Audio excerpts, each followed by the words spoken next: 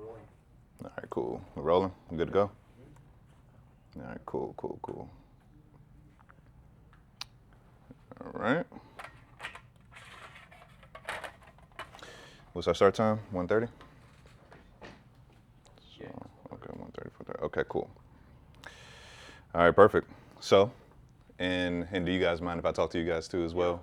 Okay, it makes it easier for me. Our voice probably not going to be. That's fine. Yeah, that's fine. It just helps me talk and teach. All right, cool. All right, so in this masterclass, we're going to be covering 3 objectives: change, regulation, and to build. So I'm going to teach you how to change your identity as a trader. Okay. So change your identity. That's number 1. Then number 2, I'm going to teach you how to regulate your emotions. All right.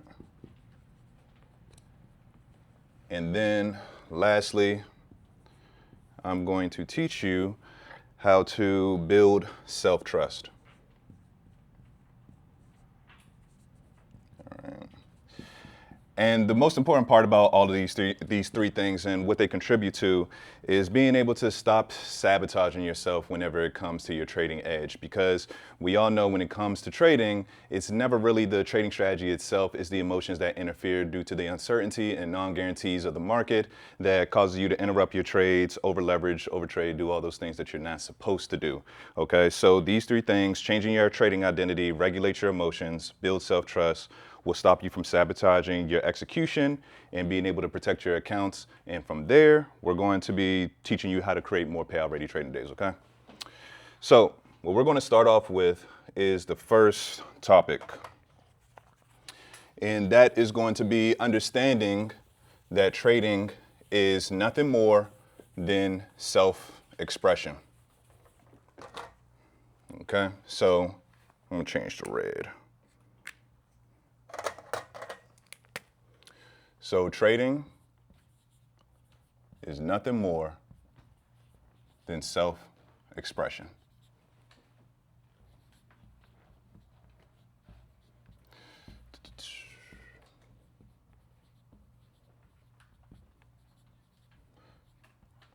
So my entire goal for this topic is to pretty much translate trading buzzwords, trading terms, and the components of your edge, which is your stop loss, your entry, and your profit target, and translate them into things that are more internal and that apply to you as a trader. So what are a couple buzzwords that is normally thrown around the trading community? It's going to be patience, discipline, trading rules,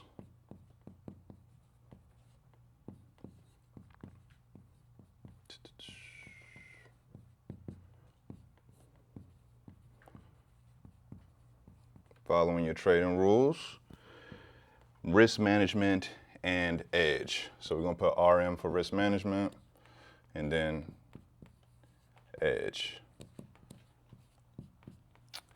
Now, let's start out with patience. Whenever it comes to, if I can spell patience right. All right, cool. So whenever it comes to patience, we as traders, we always believe that we need to have patience.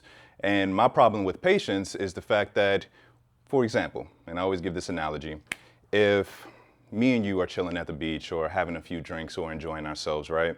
We don't necessarily need patience in order to enjoy ourselves, right? We're not being patient. We're just at the beach, we're relaxing, time flies, we're content with where we are. Now, when you talk about patience, you only require patience when you're under some type of self-inflicting pain or pressure.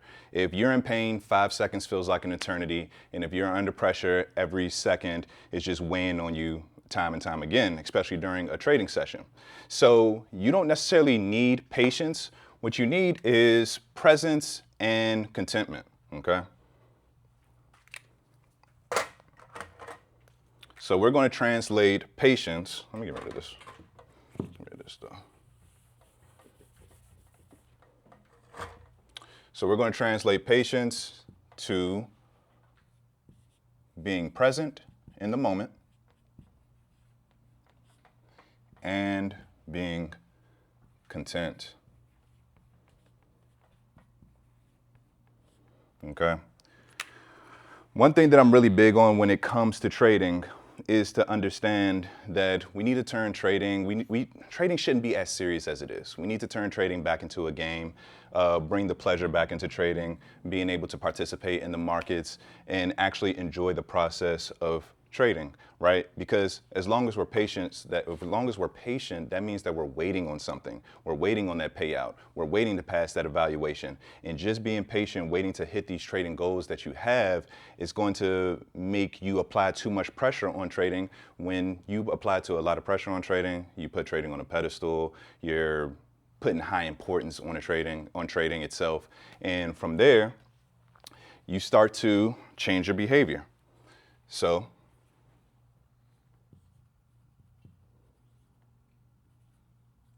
hopefully I can actually spell pedestalization. So you pedestalize and put high importance on trading, right? So when you pedestalize and put high importance on trading, that requires a lot of patience to get what you so desperately want out of trading. And that's either passing an eval or getting to a payout. Okay. Instead of being present and content with every moment that you decide to actually trade, because when you're being present in the moment, at that point, true presence technically means that you're not worried about the future, you're not worried about the past, you're not worried about being validated by, okay, we're gonna cut that one out because that one was good. Yeah, but we're going to be worried about being present, and we're going to be worried about being content.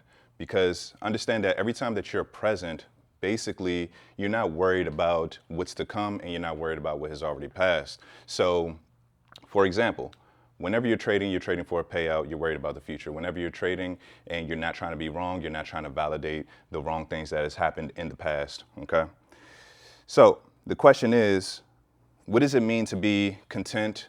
And that basically means just to be relaxed and satisfied so time eventually flies and you're not waiting so patiently and diligently for a payout. So how do we do this? How do we get so obsessed over being present and content?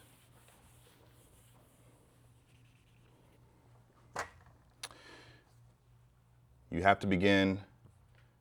So step one, or these actionable steps, you're going to have to, first one I have is track your daily actions.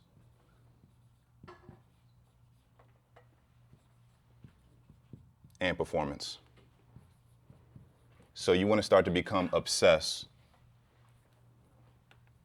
You want to start to become obsessed over your actions and your trading performance more than you are with your P&L. Okay?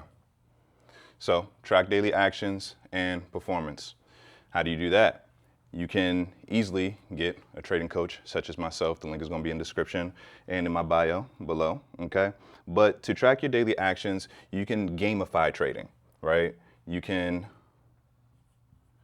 gamify it by creating winning or keeping track of your winning and losing streaks. But when we define wins and losses, is not going to be based on P&L. How we define wins and losses is going to be based on how well you executed your system and how well you manage your risk, okay? Now, next up, the next buzzword is going to be discipline. Every trader believes that they need to be a disciplined trader. And my problem with the term discipline when it comes to trading is that discipline is not an identity. Discipline is not an identity. Discipline is nothing more than the process of changing your identity, okay?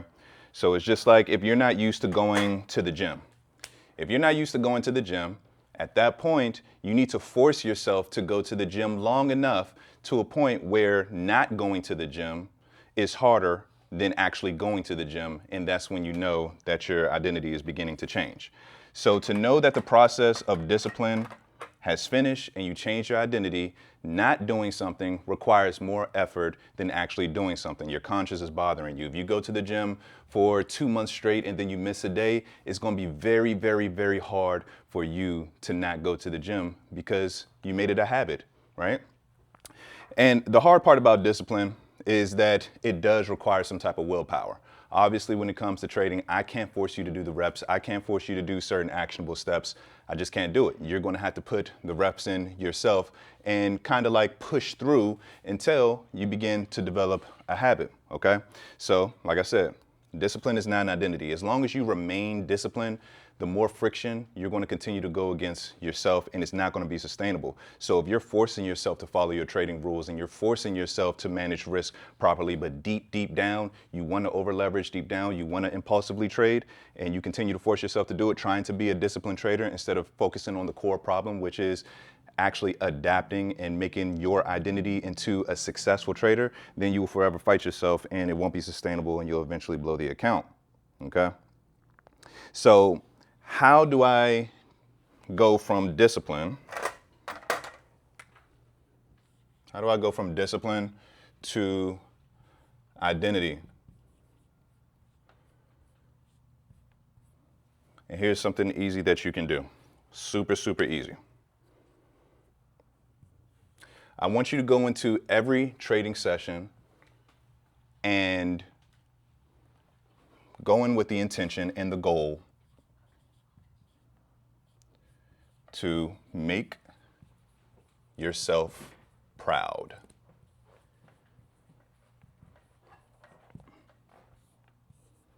Okay? So that's what I want you to do. When you go into the trading session, you are not trying to make money. You're trying to simply make yourself proud and do certain executions and steps in your trading plan that you will respect about yourself and make yourself proud. Because the thing about it is that whenever we go into the markets, you got to understand that like trading is a mirror. Trading is a mirror. So that's why trading is self-expression. Because whenever we go into the markets, technical analysis is not the reason why the market moves.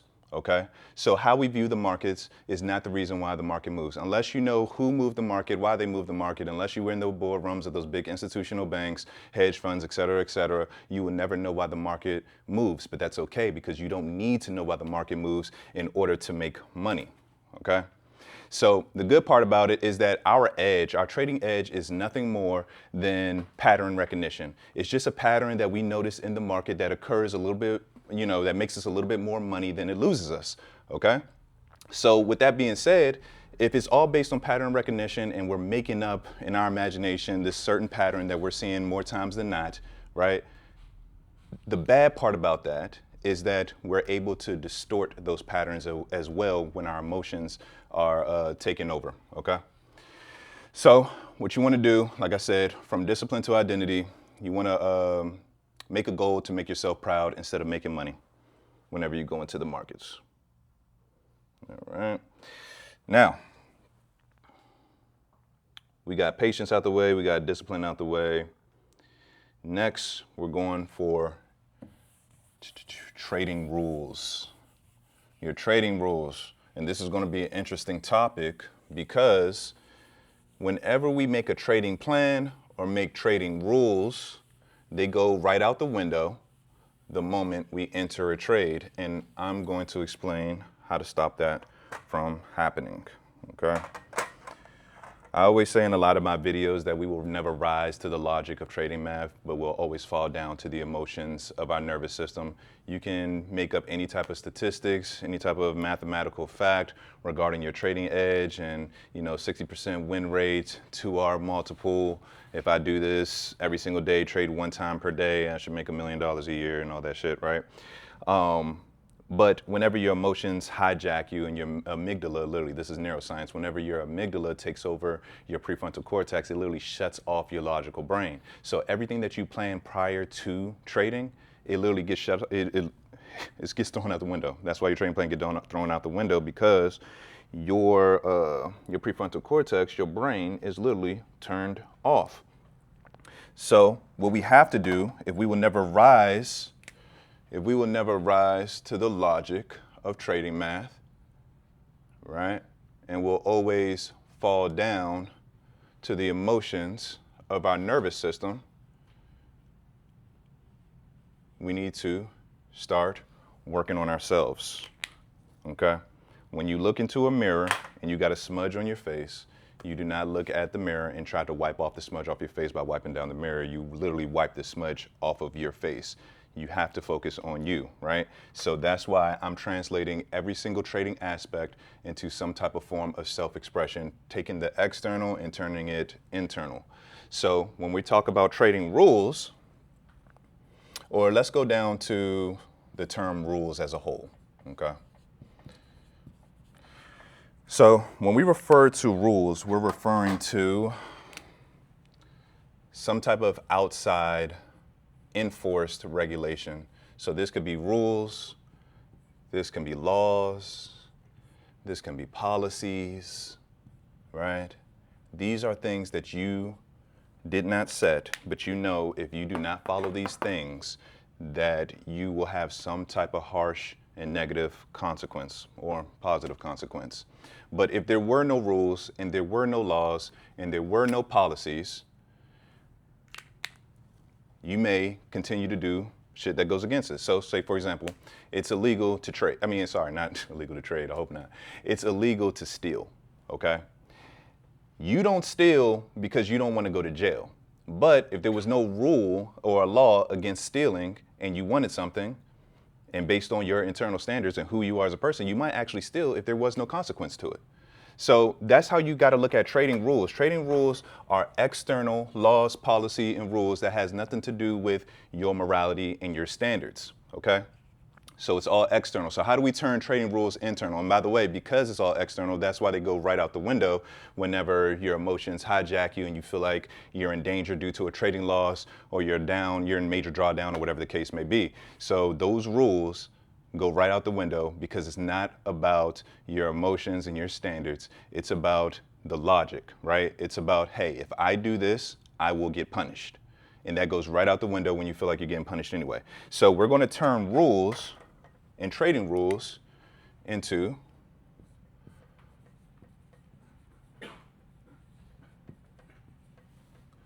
trading standards. Standards. Okay? Standards. Because if you think about it, rules and standards are really the exact same thing.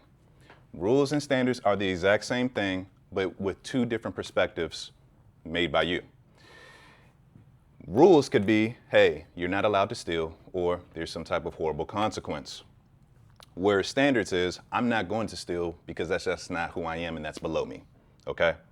One is pointed towards logic and the external reasons as to why you're maintaining that rule, and then the other one, get blue. I like blue better for this one.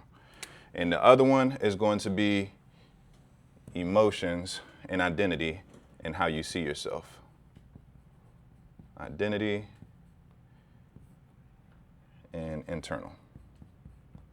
Okay? So, like I said, rules are, I'm not going to do this because it's going to ruin my positive expectancy and increase my negative expectancy of my trading edge, and that's the logic. That's rules. That has nothing to do with how you feel. That's just the logic. That's the internal.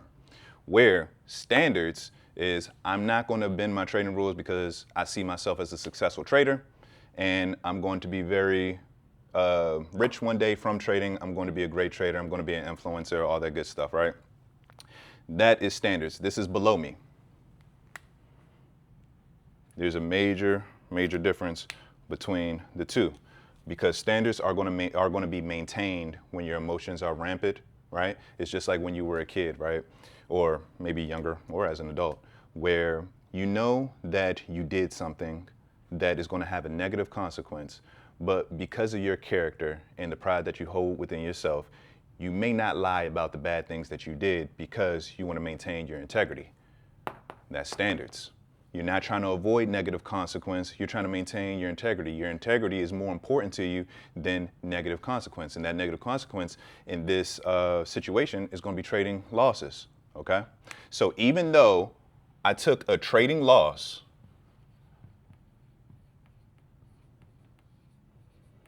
I'm going to stop trading. I want to do something that's going to make me proud of myself. I'm going to stop trading. I'm going to limit the damage of, well, I'm not even going to call it damage. I'm going to minimize the amount of loss to my trading account balance to keep in consideration that my future winners is going to fill this gap or fill this deficit and then push my account forward, okay? Now, I know the next question is going to be like, okay, Lawrence, well, how do you maintain these standards, or how do you build these standards, right? How do you switch from logic, the logic of trading math to cultivating the emotions of the nervous system? And the simple answer to that, really, is to the same degree. Matter of fact, I got you. Gonna get rid of this real quick.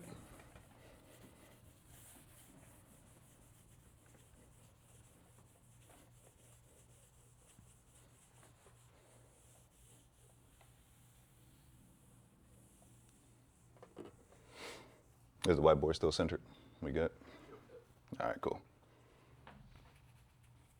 So, how do I start to build these standards? And how do I rely and build, and cultivate the emotions of my nervous system so it can withstand the pressures of trading? And to the same degree, let me see if I can draw this out.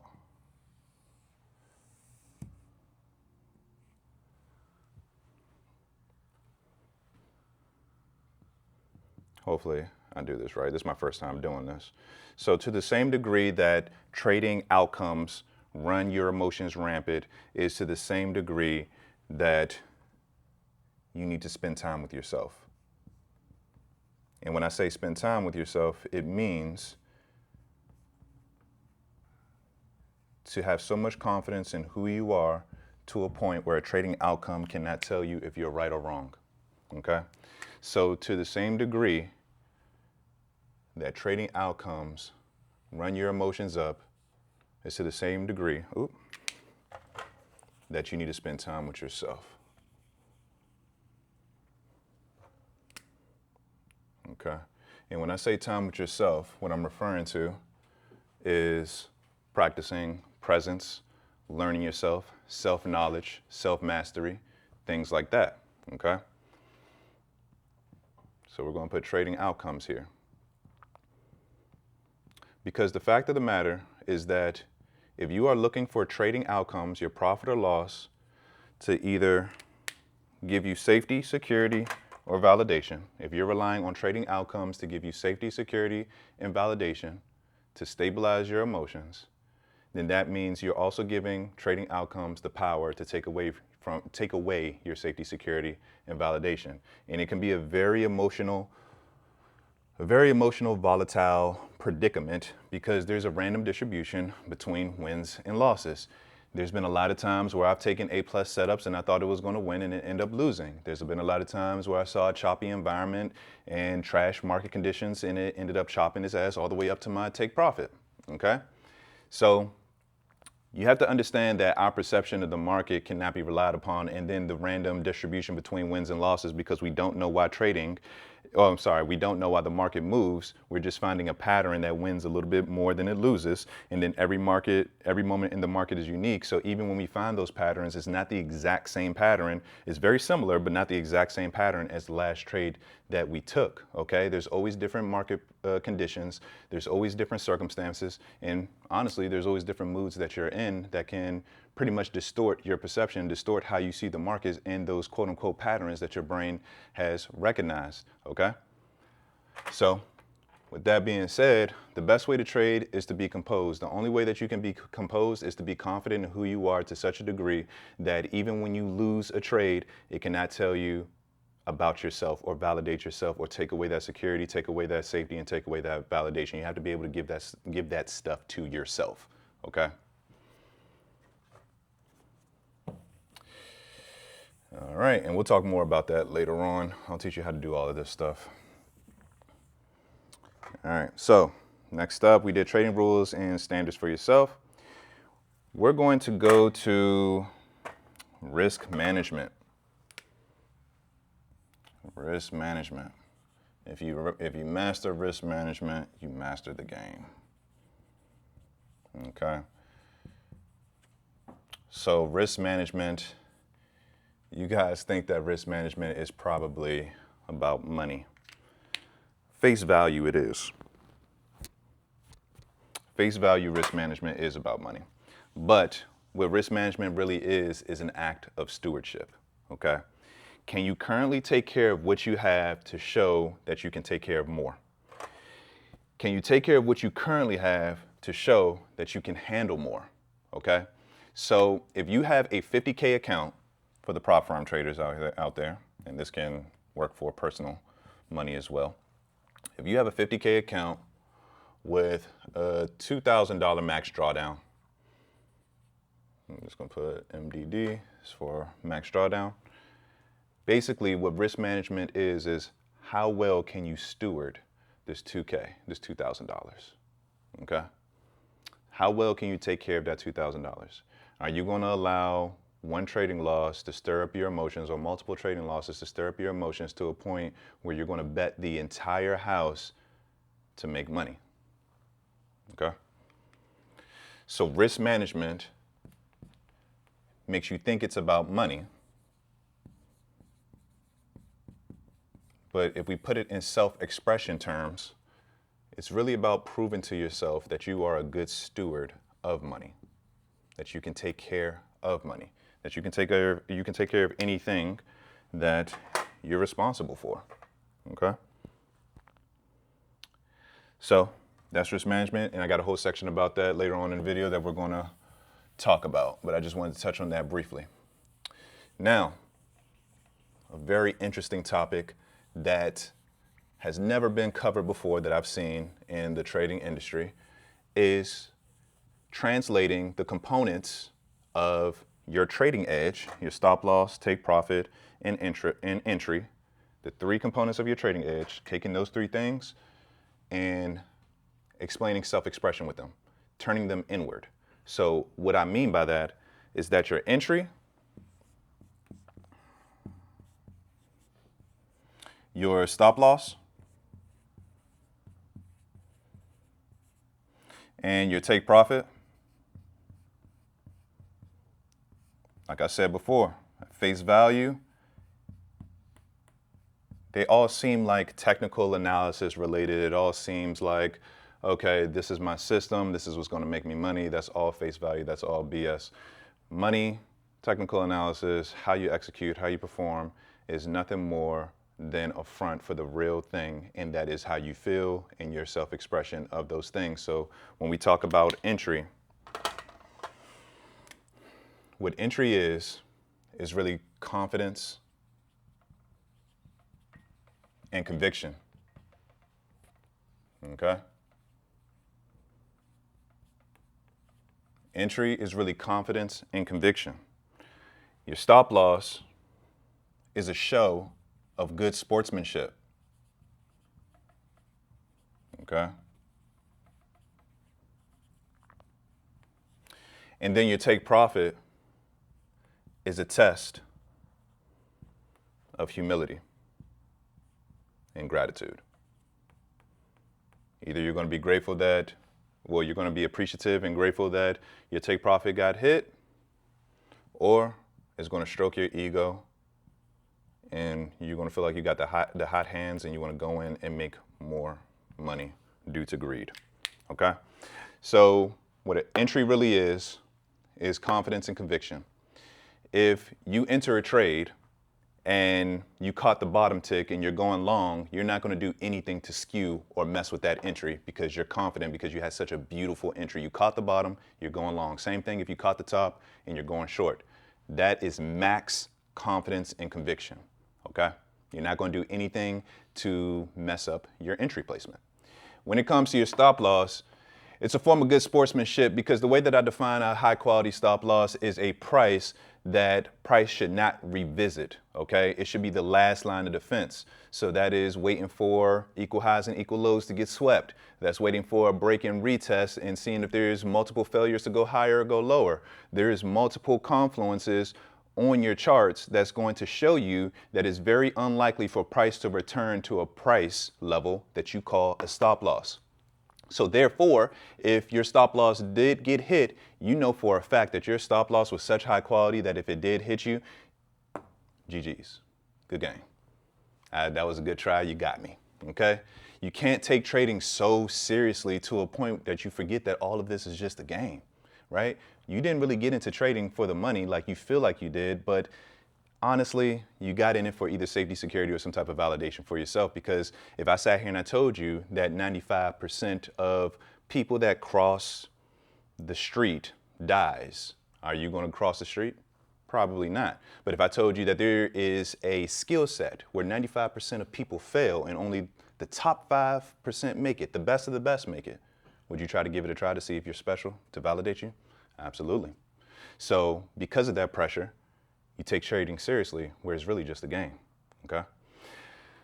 When it comes to take profit, it's a test of humility and gratitude. Like I said, how many times have your take profit hit and you feel like you're several steps closer to becoming that 7-figure, 8-figure trader to, retire your parents, to become financially free and never have to work a 9-to-5 or a job again? Whenever you hit your take profit, it's a test of humility and gratitude because that's the quickest way to an ego stroke, okay? So you're gonna be appreciative that your take profit get hit. I'm gonna shut it down for today. I'll see you guys tomorrow, GG's. Or are you gonna try to dip back in because you finally won, you feel important, you feel good, and you wanna make more money? So it's nothing more than a test of humility and gratitude. Trading itself is nothing more than a test of behavior and response when certain outcomes occur. It's nothing but a test to see how you're going to respond, how you see things, okay? And how you act upon those things. So all of this is self-expression. That's really good. Thank you. As a person who traded, Yeah. lost a lot. Yeah, trust me. I've lost a lot too. I've lost about $100,000 before I started getting this, man. Yeah, bro. That Trump coin and shit, like I lost it. Oh, Trump coin? Oh, man. That's why I started to hate it. Yeah. Like looking at it in perspective of emotions, it kind of that's like discipline. Yeah, it is, bro. It is. That's all it is. It's discipline, but it's really just knowing yourself to a point where you know what triggers you and what does not trigger you and not putting yourself in that predicament. You know what I'm saying? So 2 more things that I do want to point out is over leveraging, right? Risking way too much money on a single trade. And then over trading. These are nothing more than a form of rushing, urgency, haste, having to be somewhere very, very quickly, desiring something or wanting a certain outcome so bad that you're willing to do anything to get it, even ruin the vehicle that's going to take you to that desired destination that you want, okay? So what are some actionable steps when it comes to turning your trading and trading components and all that type of stuff into self-expression, and how do we work on that? So what are some practices and some actionable steps, okay? So let's say action steps.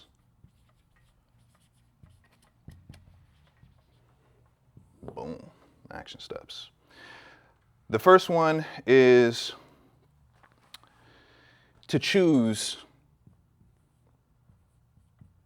who you want to be. Who do you want to be? What kind of trader do you want to be? Sit down and write down the characteristics of the trader that you aspire to be. What do they do? What do they eat? How do they wake up in the morning? How do they prepare for market open? How early do they wake up prior to market open to prepare, right? How loosely do they take every trading outcome?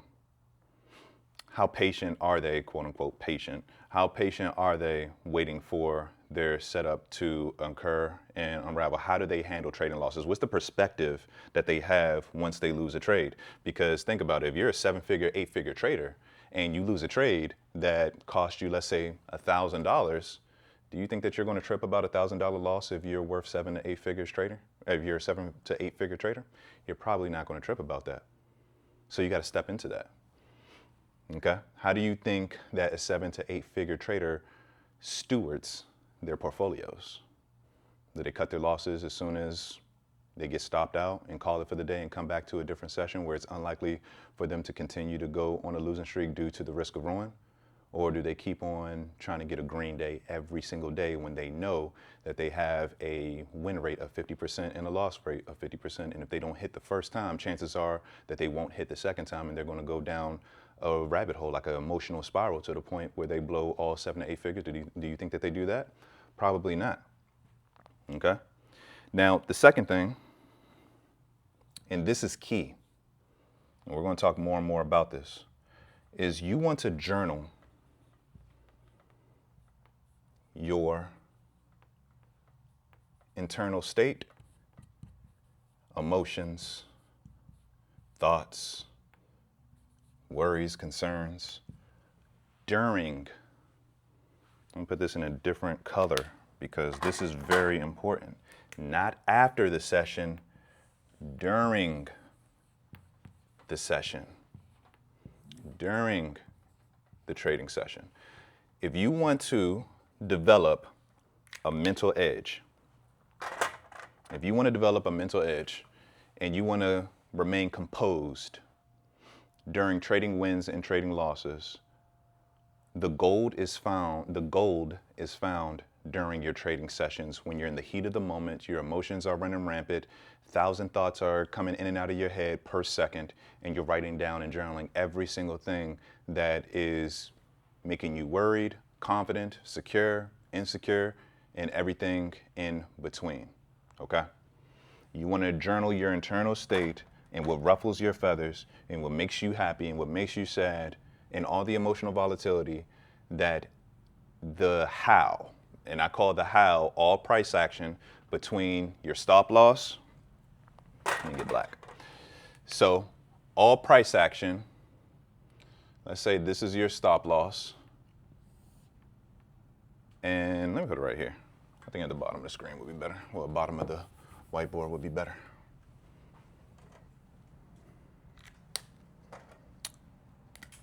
Let's say you're going long. So your stop loss is down here. This is your stop loss. Let's say this blue is your take profit or your profit target, whatever you want to call it. Boom. Now the how is all price action. And let's say you enter right here. This is your entry. You enter right there. You're going for a 1 to 1.5 R or something. Let's call it 1.5 R.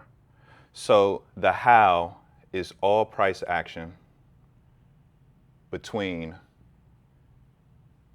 your take profit and your stop loss.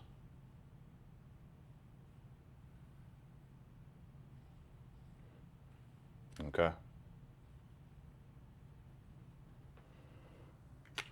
The how is none of your concern. The only thing that you're worried about is executing what you prepared for. Your stop loss placement, high quality stop loss, which is defined as a point in which price should not revisit it due to some type of occurrence, if it's a sweep or a break and retest before your entry, something like that. And your take profit, which you've executed by backtesting 1,000 times, yes, 1,000 times, because if you're going to put something of value on the line, which is your hard-earned money, you need to be well prepared and confident and convicted that your system is going to work over a long period of time, okay? So the how should not be none of your concern. How the market gets to one of your targets is none of your concern. There's only two things that you should do while the market is playing out. You should be either journaling your internal state and how is making you feel and why, so you can start to find little deficits and little false beliefs that you may have, and then correct them, auto-correct them, build your self-awareness of what you're thinking during the situation and during the trade, right? Also, to keep your hands busy, because idle hands are a devil's playground, so instead of micromanaging every single candlestick and every single tick, keep yourself busy and productive during the session so you can stay grounded. If you want to keep your trading plan intact, if you want to stop your trading plan from going out the window, it needs an anchor. So how do you keep your logical brain in play instead of allowing your amygdala or your emotional monkey brain to shut down your logical brain, your CEO brain? How do you keep your logical brain in play is by keeping yourself productive. There's only two ways to do that. It's either one, you're going to journal, actively journal, because you have to express your thoughts and your feelings one way or another. It's either going to be through risk on the chart that you're going to express how you feel, or it's going to be through journaling, okay? So one is going to be voluntary, one is going to be involuntary. I suggest you volunteer and journal. The second thing that you can do is remove yourself. Shut down the charts, go take a walk, go walk your dog or something. Mind your business, do something else, because the how is none of your concern, okay? A funny thing that I realized by having a deep history of interrupting my trades so many times is that it's much cheaper, much more affordable, much less damaging to have price stop you out than it is to interrupt your trade because you think that it's already invalidated before one of your targets get hit and you're jumping in and out of trades. Now you have this entry right here, this entry right here, this entry right here, this entry right here. Death by 1,000 cuts. That's way more expensive than just allowing your stop loss to get hit, so just let it get hit. Get some market feedback from your stop loss, because the fact of the matter is, the reason why trading losses hurt so bad is because you don't have a positive relationship with trading losses. You don't have a positive relationship with your stop loss. So how do you develop a positive relationship with your stop loss? Get rid of all of this. How you guys liking the class so far? Yeah, it's good. Yeah, Pretty interesting. thank you.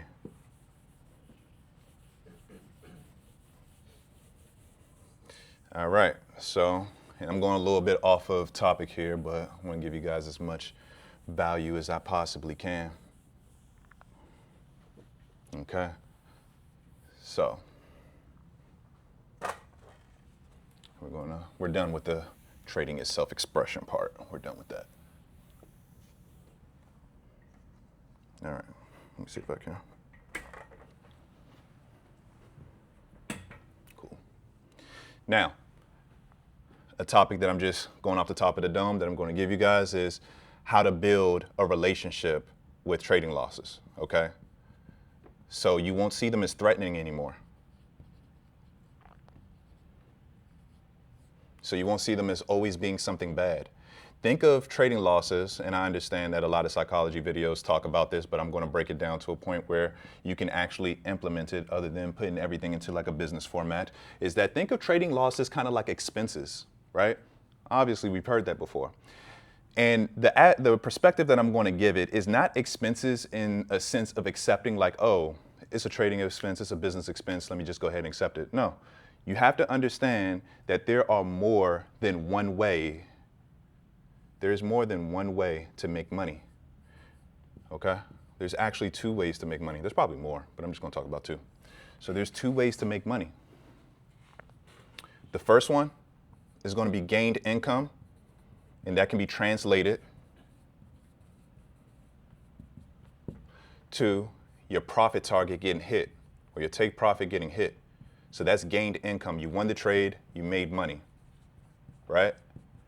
Now, the second way is budgeting.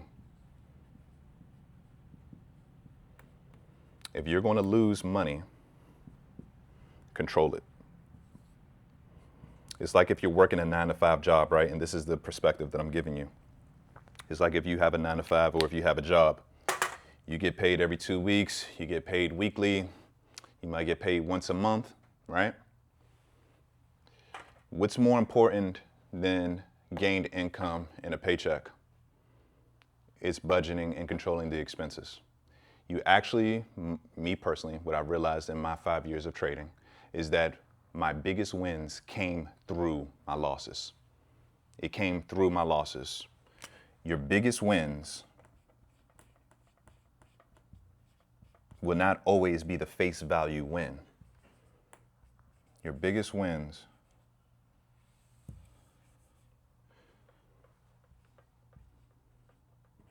are due to controlled losses. Okay? And the reason that is because if you go into every session with the idea of, okay, if I lose this trade, I should stop right now because what's a good drawing that I can do? If this is my account balance, right? So this is my account balance, and I take a probability-based loss. There's only 3 losses. Also, here's another thing when it comes to relationship with trading losses. There's 3 different types of losses. It's going to be probability-based.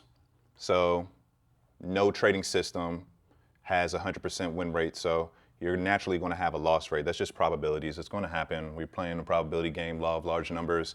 You're a casino owner, not a trader, okay? Second one is going to be trader error.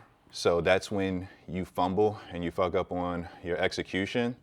Whenever you deal with trader error, don't try to redeem yourself and go through revenge trading, which I like to call redemption trading, which means you're just trying to make yourself feel better. You're trying to make yourself feel better because you messed up and you have a conscience. So congratulations, you're human, you're not a psychopath. So you have a conscience. You're trying to make up for your mistakes. But this is a game of self-forgiveness and detachment. So when you make a mistake, don't give too much energy to it. It doesn't mean that you're like the worst person that was ever made and you shouldn't have been born and, you know, let me go ahead and end it today. Like, it's not that deep. It's not that serious. So if you mess up, hey, I don't do this often. I understand that. I have good intentions. Let me come back tomorrow. Let me get some rest. And the beautiful part about it is when you mess up, if you really want to show acts of self-forgiveness, then when you fuck up, go treat yourself to something nice. Go get a nice dinner or something. And then the third type of loss, I'm gonna put types of losses up here. Okay, so the third type of loss is going to be pretty much like system development. Like if you're just adopting a new trading system, you wanna kind of like test it out and learn the little nuances and kinks and stuff like that, right? So going back to what I was saying about your biggest wins will come from your losses. They will go through your losses, okay? Or through your losses. So say for example, if this is your trading account balance and you just naturally lose a trade. So we're gonna shave off the top. We lost some money here. Oh, actually, this would be better. Let's keep this here. Let's say this is $2,000. All right, let's say that's a $2,000 account right here. Okay, and then say for example, if you lose a trade and let's say we lose $200. So this is negative $200, okay? If we stop right here and we know that our winning trade averages us, let's say plus $300, if we just stop for the day and learn how to stop, right? And in order to learn how to stop, you got to be able to have some type of submission, humility, and detachment. So you got to submit to the market. You got to lay on your back, okay? Soft white underbelly, okay? You got to lay on your back and submit and say, hey, I lost today. I'll take it to the chin. I'll come back tomorrow. Keep your future trading wins in consideration when it comes to the decisions that you make on the amount of times that you trade. Keep your future winners in consideration whenever you decide to trade again after a loss. Because very rarely, very, very rarely is it a smart idea to trade more than one time, in my opinion. This is for the novice traders. This is for the traders that, you know, I guess haven't quote unquote made it in trading. I'm not talking about the successful traders that can live off of their trading, okay? So very rarely is it smart to trade 2 times when you're trying to find profitability in your trading. Because let's say that you take 4 trades, 1, 2, 3, and 4. Well, 4 separate events when it comes to trading. So if the first trade is a winner and the second trade is a winner, then that will inflate your ego and make you set a new standard that this should happen all the time, or you might go back in and make some more money. So you're either setting a new standard for future trades to come that this should happen, or you're going back in to make more money. If the first trade is a winner, and then the second trade is a loser, I'll do this. I'll do 1 and 1.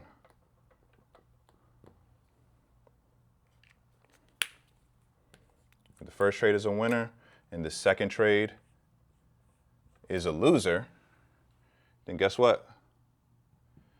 You're at break even, and you're going to feel like you have enough space for one more trade, that third trade. And that third trade is going to lead you right into something that we love to call tilt. Tilt. We can only make but so many good decisions in a day, okay? Break even doesn't feel good enough. It feels like waste of a session. You have more space to take one more trade. And break even by far, in my definition, is way more, not definition, but it's way more emotionally impactful compared to everything else, okay? Because you have so much space to make a decision, all right? Now, if the first trade is a loser and the second trade is a winner, oh, sorry. If the first trade is a loser, the second trade is a winner, then, like I said, we're back at break even. Oh, I'm sorry. Is it one winner, one winner, one winner, one loser, first winner? Oh, okay. Got you. Sorry about that. So it's 3. All right.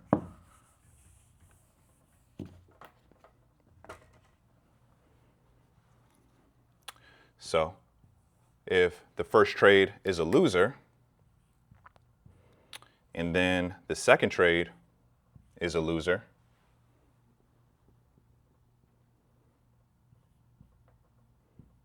then, man, what? Oh my goodness. You say it's a reach? Rage. Oh, it's rage. It is. Nothing but rage, bro. Nothing but rage. You are so deep into the gulag.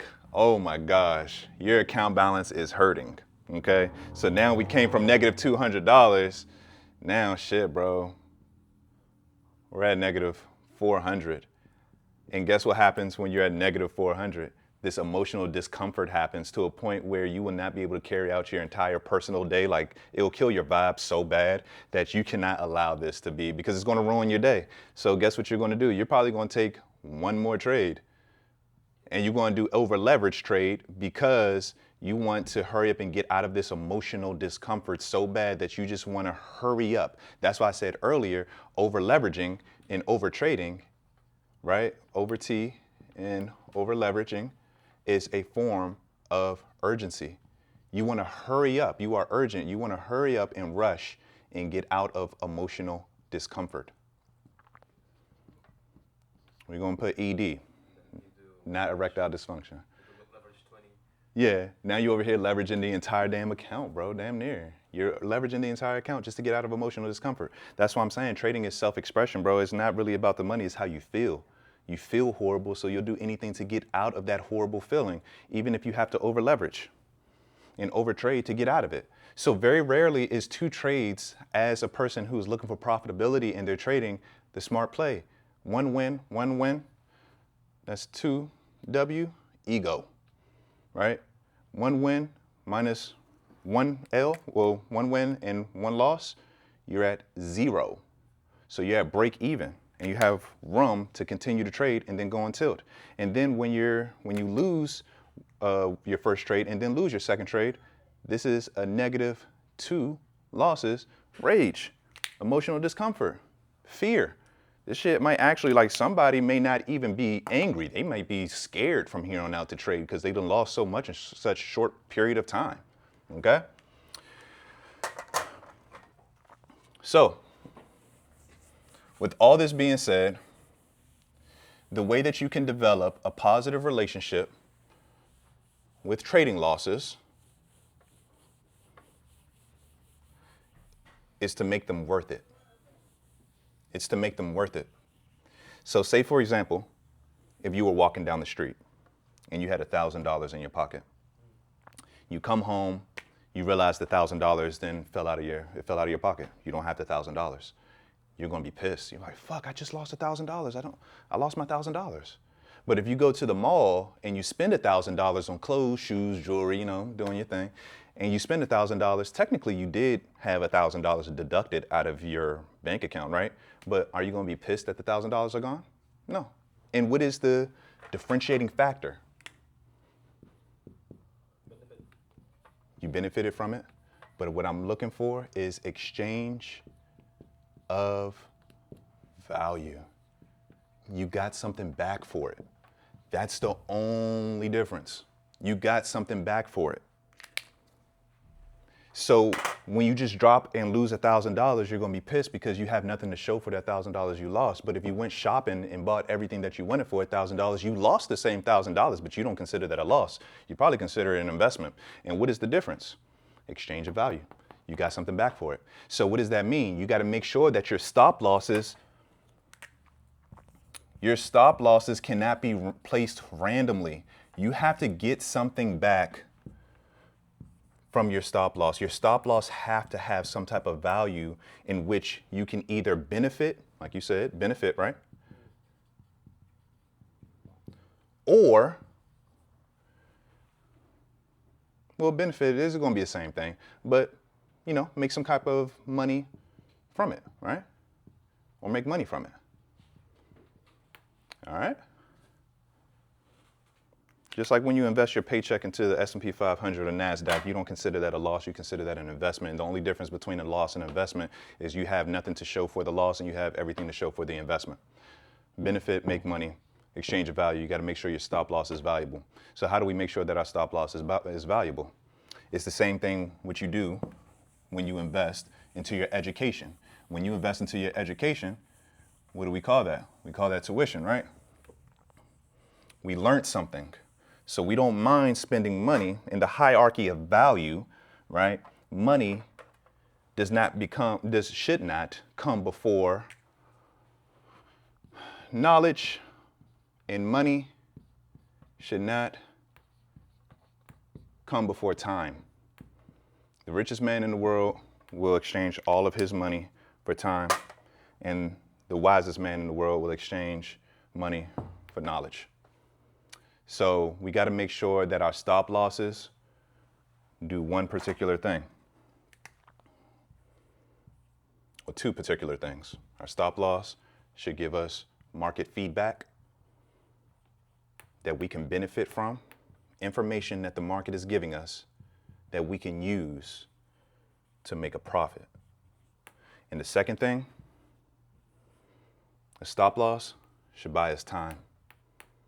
Because when it comes to trading, when it comes to business, when it comes to life, when it comes to marriage, when it comes to war, when it comes to any infinite game, the objective is not, well, I'll put it like this. The definition of winning in an infinite game, of all those things that I just told you, is to stay in the game as long as possible. When you think about any major company, if it's Apple, if it's Microsoft, if it's Amazon, they acquire other companies so they cannot be eliminated out of the game. Their goal is to keep this company running for generations and eras to come. That's how you win the game. It's not by making X amount of money. There is no finish line. There is no, I'm not gonna say no competition, but there is no finish line. There is no anything that's gonna conclude the game. If you wanna win the game, it's to stay and play forever.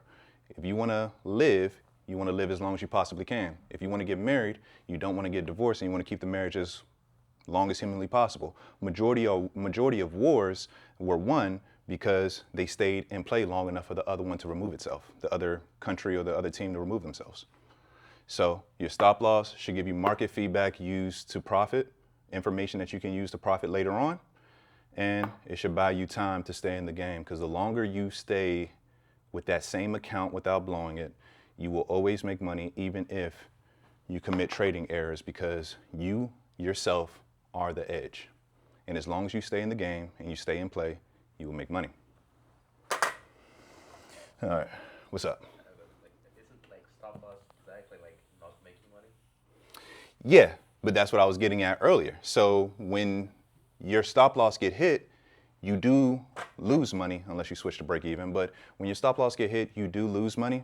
But like I said earlier, what's more important than getting, because you get paid for doing this, right? So when you get your paycheck from working here, what's more important than that paycheck is managing your expenses and keeping the money.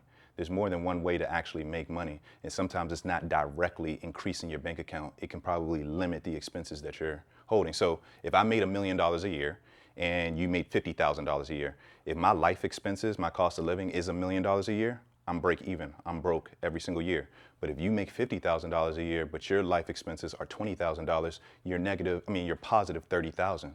You're $30,000 richer than me, even though I made $1 million. But what was the difference? It wasn't gained income because I make more than you. It's because you were able to manage your expenses and be able to stop. Your stop loss was your budgeting. Your profit target was your gained income. You see what I'm saying? So you make money. You make the most amount of money, honestly, through your stop loss. You make the most amount of money through your budgeting and handling your expenses responsibly, okay? Making money is easy. Anybody can make money, but being able to manage your money and being a good steward of your money is a whole different topic, okay? That make sense? Yeah, I get it. Yeah, for sure. All right, where we at on time? 2:30? So got another hour? Yep. All right.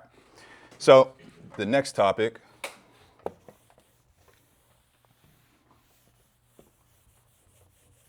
We even got like hour and a half. I got an hour and a half? Yeah. Oh, perfect. Okay. Am I able to extend the time if need be? And you guys charge me? Yeah. Okay, cool. Yeah, it will be additional price. Okay. Cool. We'll see how it goes. All right. So, any more questions before I move on? You good? You good? All right. You got any questions? You've been quiet over there. I was just talking with other clients, so Okay. I gotta look in on this one. No worries. All right. So, self-sabotage. Self-sabotage. This is a very interesting one because every trader sabotages themselves.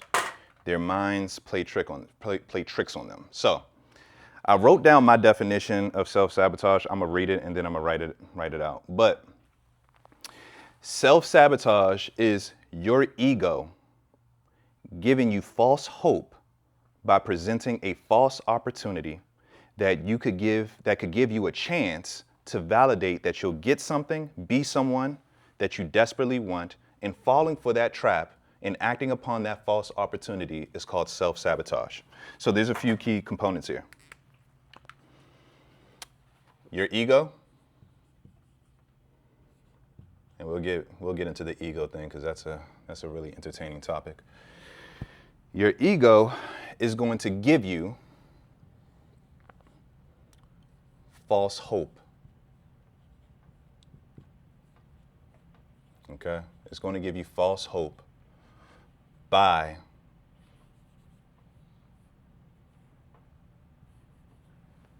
presenting you. I'll do this.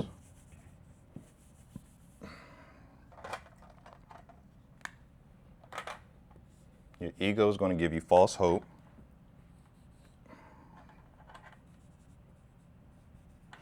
by presenting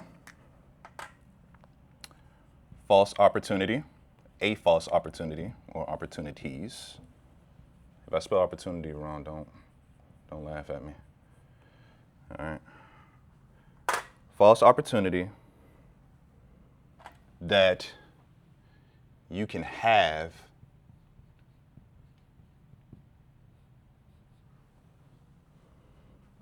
or be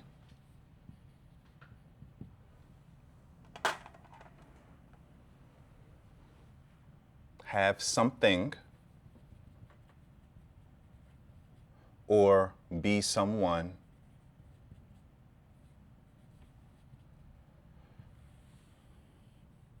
and I'm gonna put this by itself, that you desperately want to be or desperately want to have.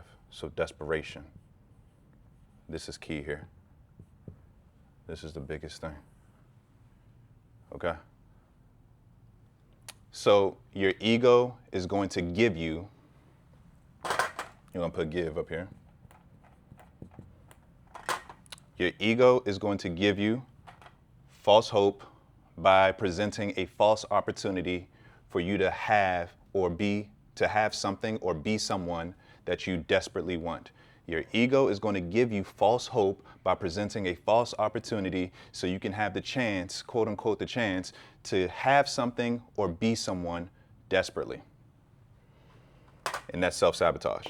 When you act upon it, when you fall for the illusion, when you fall for the trap, when you fall for the false hope, when you fall for the false opportunity. Okay? So basically when I say false hope, that can be a situation. And if we do plug and play here, your ego gives you false hope that you can get a payout or pass an eval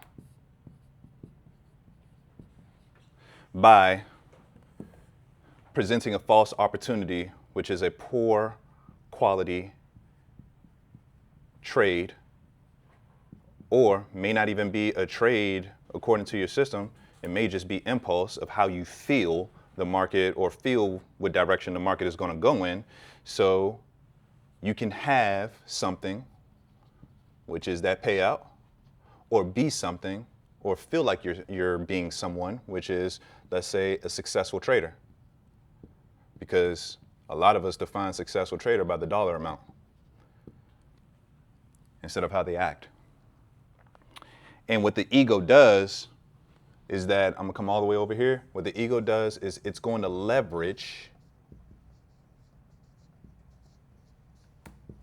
your desperation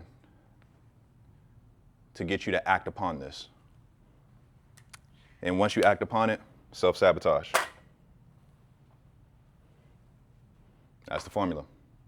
Your ego gives you false hope that you'll get a payout or pass an eval by presenting a false opportunity, which is a poor quality trade or impulsive trade that has nothing to do with your system, so you can have something, which is the payout, or be someone, which is a successful trader, because we define successful traders by the dollar amount. And then your ego is going to leverage your desperation for this have or this be to get you to act upon that false opportunity, and that's called self-sabotage.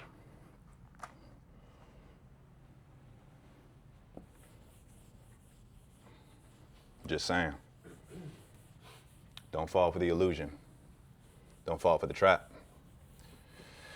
So what's going to help us not fall for this ego trap, is what I like to call it, or this illusion, is two things. Well, probably not two things. I'm going to list them out as I go. The first thing I could think of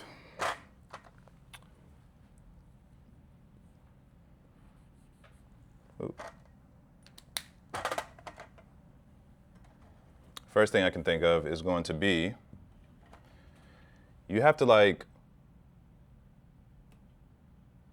fuck it, I'll use the word. You're going to have to kill desperation. You can't be too desperate, bro. Nobody likes somebody that's desperate. And when you are desperate for something or being someone, what does that entail? It entails that you don't have it or you're not that person. Everybody loves somebody with confidence that doesn't need something. The person with the most negotiation power in the room is the person who's willing to walk away and not have nothing at all. Okay? So you got to kill desperation. Second thing that you need to do is you need to build awareness.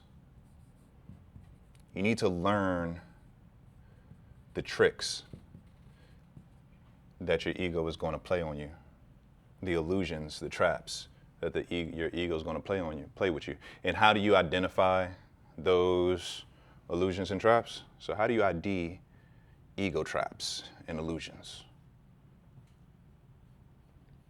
By finding out what you so desperately want.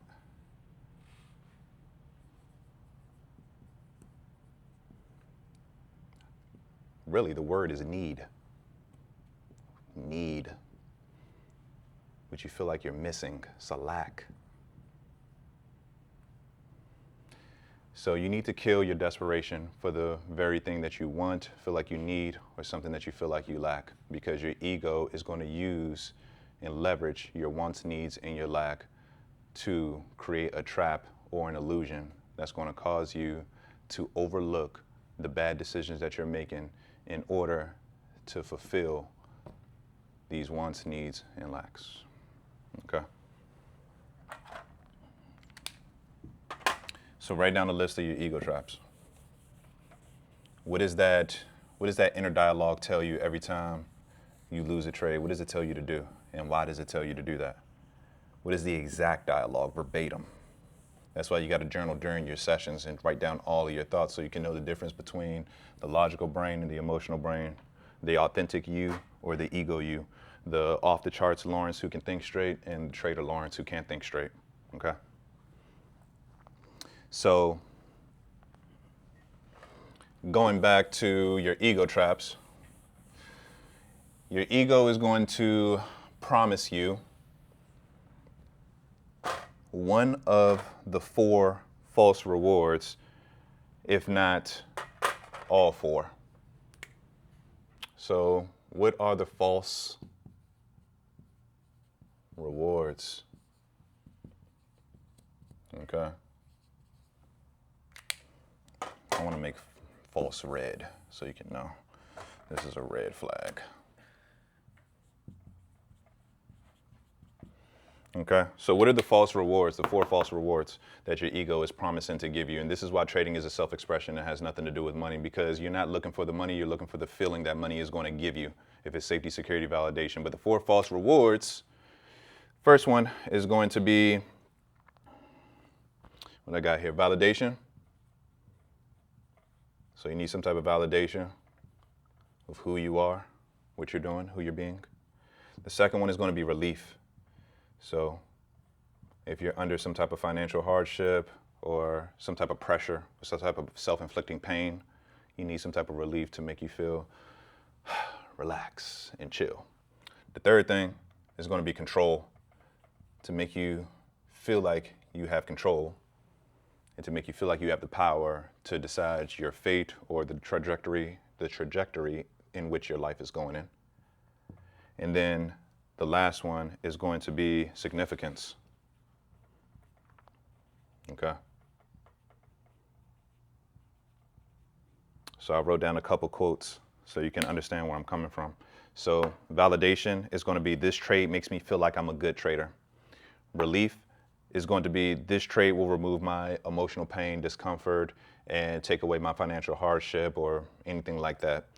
Control is going to be, this trade lets me feel in control of uncertainty and non-guarantees that the market just simply cannot give me. And then the fourth is going to be significance. This trade makes me feel successful, respected, or worthy. These are the 4 false rewards that your ego is going to use to leverage you to do things that you're not supposed to do. And now going into the fun topic of your ego. Your ego is a person. Does he look mad? He look mad, yeah. All right, your ego is a person, okay? Now, in order for you to treat your life like the market, higher highs and higher lows, the higher you go up in life, and I'm pretty sure you'll notice this once I say it, the more you elevate in life in general, the better your trading gets in general. Your best performing trades, the best parts of your life when you elevated and went to the next level and become a better version of yourself, all came from relaxing, relinquishing,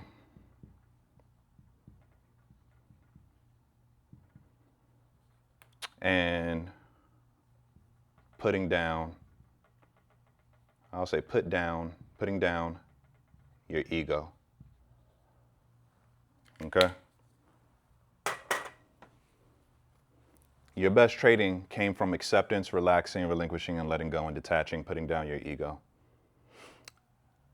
You elevated in life every time you relax, you relinquish, you detach from the outcome, and you put down your ego so you can actually hear and learn and be open to what's around you, not caring about how things happened, but just caring about what you wanted and focusing on the process and allow the how to take care of itself.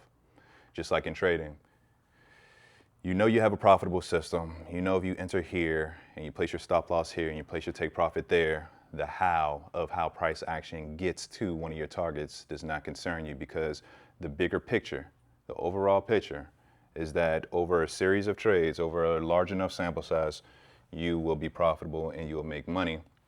And because you need patience long enough for the sample size to converge, for that sample size to converge your positive expectancy, you normally ruin your positive expectancy because it requires patience, because you are self-inflicting pain or pressure of becoming a successful trader or making a lot of money. So then you interrupt the process.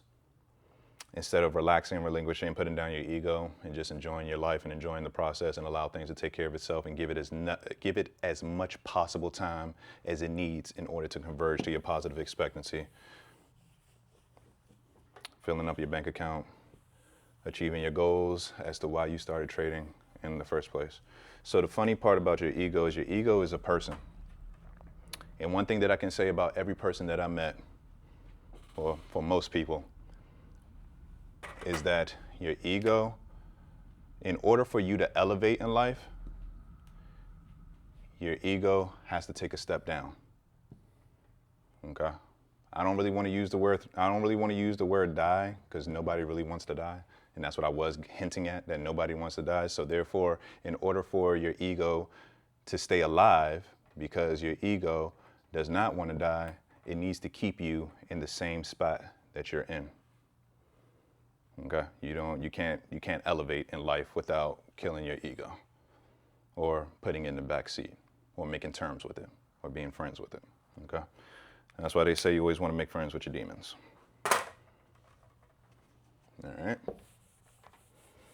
So keep that in mind. Learn every trick that your ego is going to give you or send your way. Write down your ego traps to build your awareness. And if you want to figure out what your ego is using as leverage, is using your desperation for validation, relief, control, or some kind of significance. And the crazy part is, if you really don't want your ego to leverage these things, you just do one simple thing.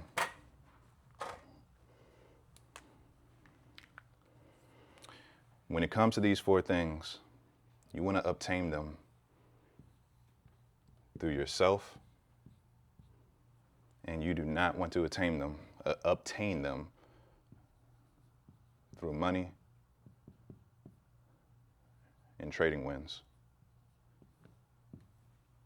Because once you give the power to money and wins to give you validation, relief, control, and significance, safety, security, and validation, then you also give money and trading wins and trading losses the power to take it away from you. And once these four rewards get taken away from you, that's when your emotions start going haywire, and you start over leveraging, over trading, doing all kind of wild shit and blowing the account. And next thing you know, you don't know what's going on until the dust settles and the account is blown and everything is over with. And now you're dealing with regret, even more regret, because trading on tilt, and tilt in general, is nothing more than the emotion of regret expressed through risk on a chart. Okay? That's why I said earlier, to the same degree in which trading runs your emotions, are to the same degree in which you need to pursue self-mastery. And we'll talk about that later on, and be able to give yourself validation, relief, control, and significance without relying on things outside of you to give you that, because you're giving them the power to take it away from you. And once all those things are taken away from you, then that means your emotions are going to go rampant, and the logic of trading math is not going to stop you, and you're going to fall down to the insecurity that you have and the emotions coming from that insecurity and wrecking your nervous system. And then you'll get emotional discomfort, which will lead to over leveraging, over trading, and potentially blowing up the account until you have nothing left. Okay? So, actionable steps for self-support, because the opposite of self-sabotage, unless y'all come up with a better word, just let me know and put it in the comment section, is self-support. So how do you support yourself? Okay. We're going to put some action steps here.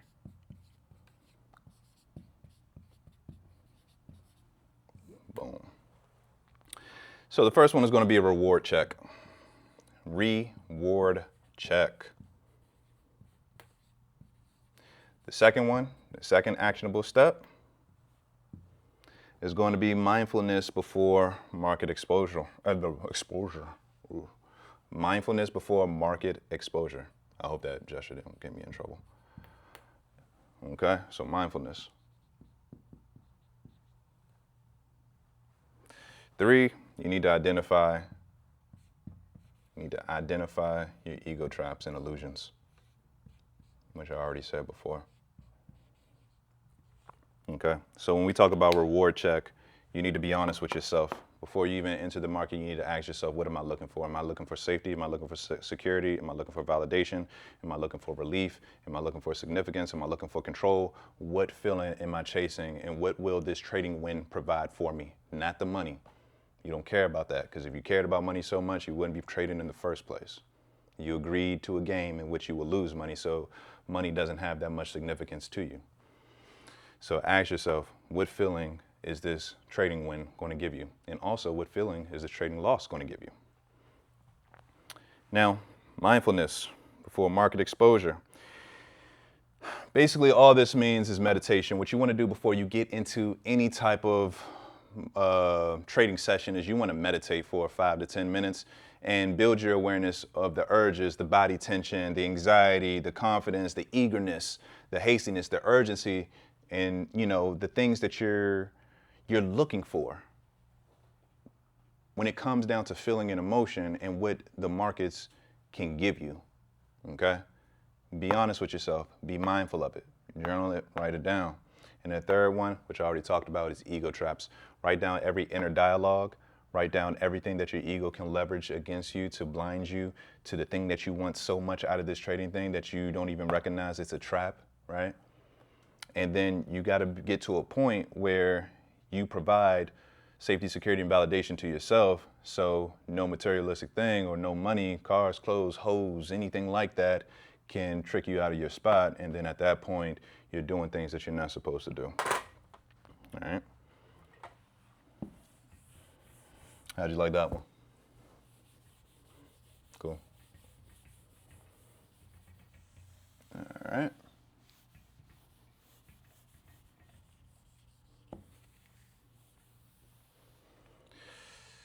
All right. What's next?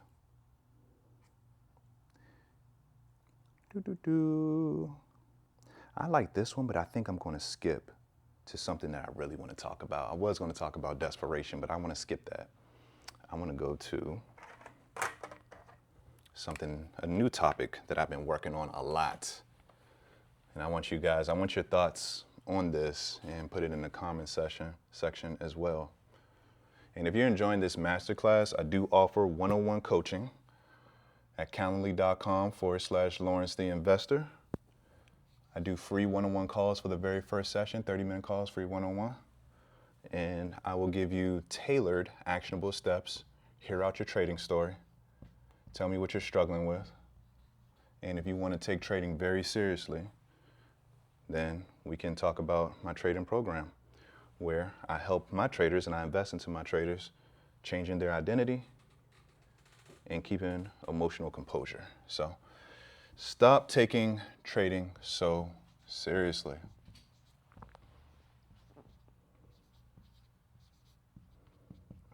We got to go back to that place, man. Your imagination. Go back to that place where you were very ambitious. Everything was fun. The world is your oyster. The world is your playground, right? So what does it mean to stop taking trading so serious? It means to become attractive. And when I say become attractive, that means that you want to make yourself attractive for payouts and the passing of evals to come to you instead of you pursuing payouts, money, and passing an eval, because what you're entailing every time that you pursue these things is saying that they're running away from you. So you need to make yourself attractive, right, for them to come to you so it can be seamless and effortless, okay? So how do you become more attractive? Take it from me, the way that you become more attractive is to do one simple thing.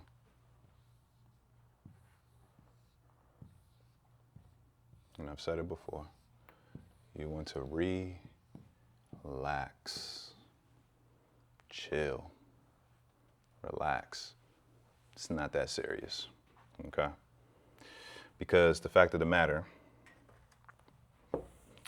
is that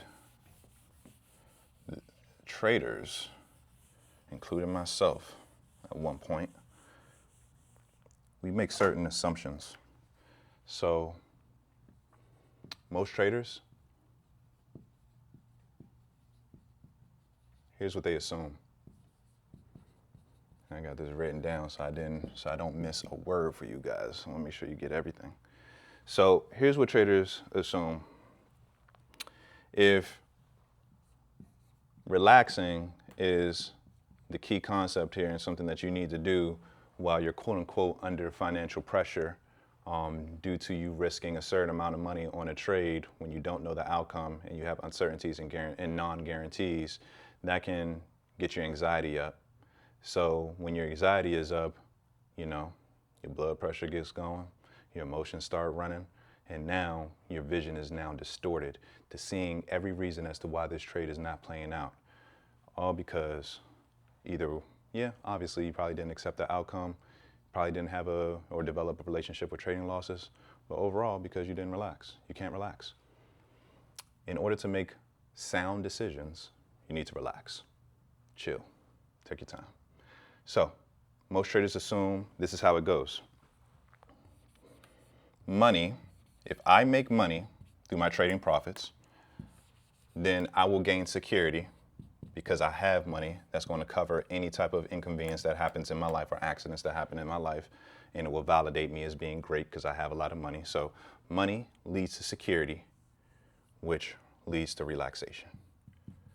That is the default programming of our minds in general. If I make money, I'll be secure, I'll be validated, then I can relax. Okay? If I win my trades, right? Then at that point, those trading wins will validate me.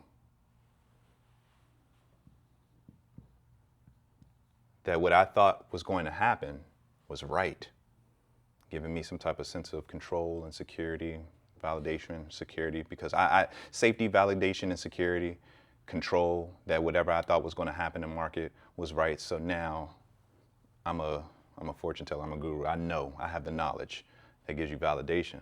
And then you think that that leads to relaxation. Okay? Dedication. All right. So most traders assume that if they make money trading, they'll have security, and that security will make them relax. Most traders believe that trading wins will give them validation, and then that validation will allow them to relax. Okay? And it's completely backwards. It's completely backwards. Because I want you to hear this, and I'm going to turn around so you can hear me say it. This is all wrong.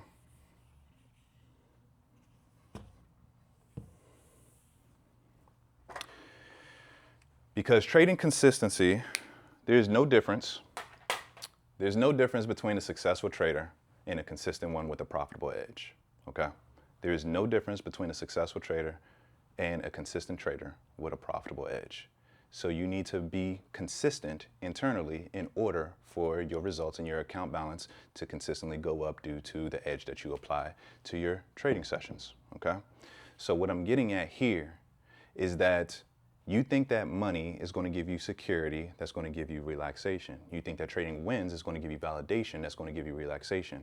But when you have nothing, you're starting from scratch as a trader. You need to be relaxed. Your system and your execution needs you to be relaxed so you can make sound decisions in order to get the money, in order to win over a large sample size. You need to be relaxed first. You need to be able to give yourself safety, security, validation in order to relax, and then you make sound decisions and execute beautifully to push your account forward and gain any goal as to why you started trading in the first place. Okay? And what I said specifically is you cannot consistently trade your way into feeling secure because your execution depends on you already feeling secure. You cannot trade your way into security because your trading execution requires you to feel secure in order for it to perform to the level at which you want it to meet your positive expectancy.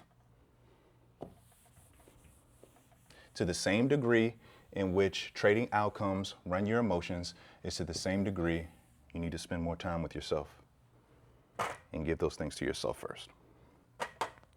So this is how it really works.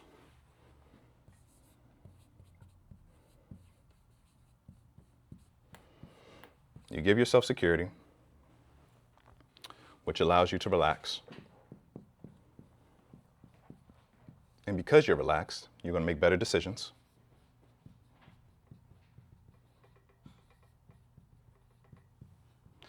And that will lead to money and your definition of success. Okay? This is how it really works.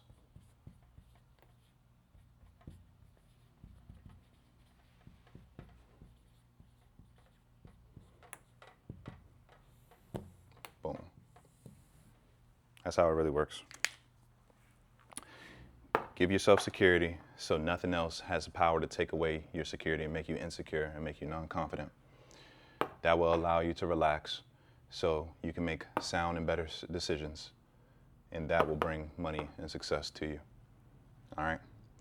Because when you think about thinking in words of like, okay, so when I'm relaxed, what am I entailing? Just like if I'm chasing success, just like I'm chasing profits, chasing trading wins, chasing passing that eval, chasing those payouts, that's entailing that those things that I want are running away from me. But when you relax, that entails that you already have everything and things come to you. You're abundant. You're no longer chasing, you're attracting. Now trading becomes seamless. Now those emotional volatile moments where, you know, you're having an internal boom and bust cycle, because that's all the boom and bust cycle is attaching your identity and your worth to trading outcomes. So if you're going through the boom and bust cycle as a trader, you're going through a boom and bust cycle internally because who you are and your identity is not cemented within yourself. It's reliant on what you accomplish and what you achieve through each trading outcome. So if you're a winner every time a trading win occurs and you're a loser every time a trading loss happens, and there's a random distribution between trading wins and losses, I'm a winner, I'm a loser, I'm a winner, I'm a loser, I'm a winner, I'm a loser. You're having a boom and bust cycle through identity. And we can all agree on one thing. Trading is a mirror. I think I'm actually going to call this video this. I think I'm going to title it this. Trading is a mirror. Trading is a mirror. So if you're going through a boom and bust cycle, that's because you are so attached to the outcomes, the random distribution of wins and losses of trading outcomes, that it changes your identity every single time you win and lose, which changes your behavior every single time you win and lose, which means that you are not composed and you are not stable internally, and your feathers are getting ruffled due to every trading outcome, which means if you're not stable internally, then your account balance will not be stable internally, and you're just going to keep on going through the boom and bust, boom and bust, boom and bust cycle over and over and over and over again until you learn how to settle your emotions and get that safety and security and validation from yourself. Okay.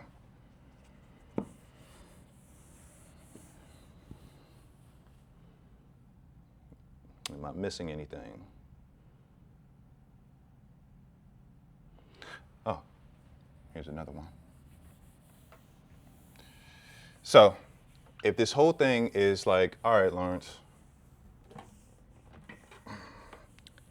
If I'm not supposed to be taking trading seriously, what am I supposed to be doing?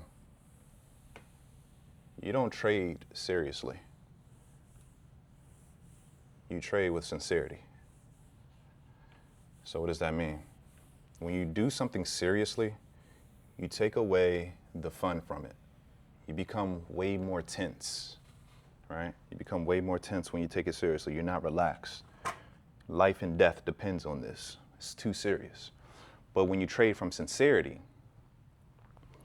it means, and this is how I define it, when you trade with sincerity, it technically means that you are trading and doing the best that you can through the execution of your trades without expecting anything in return from the market.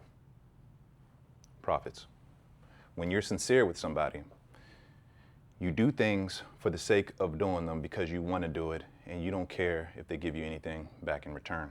You got to do the same thing with the markets. So I'm going to use blue. You want to trade with sincerity, not seriousness. I hope I spelled sincerity right. If I don't, whatever. All right.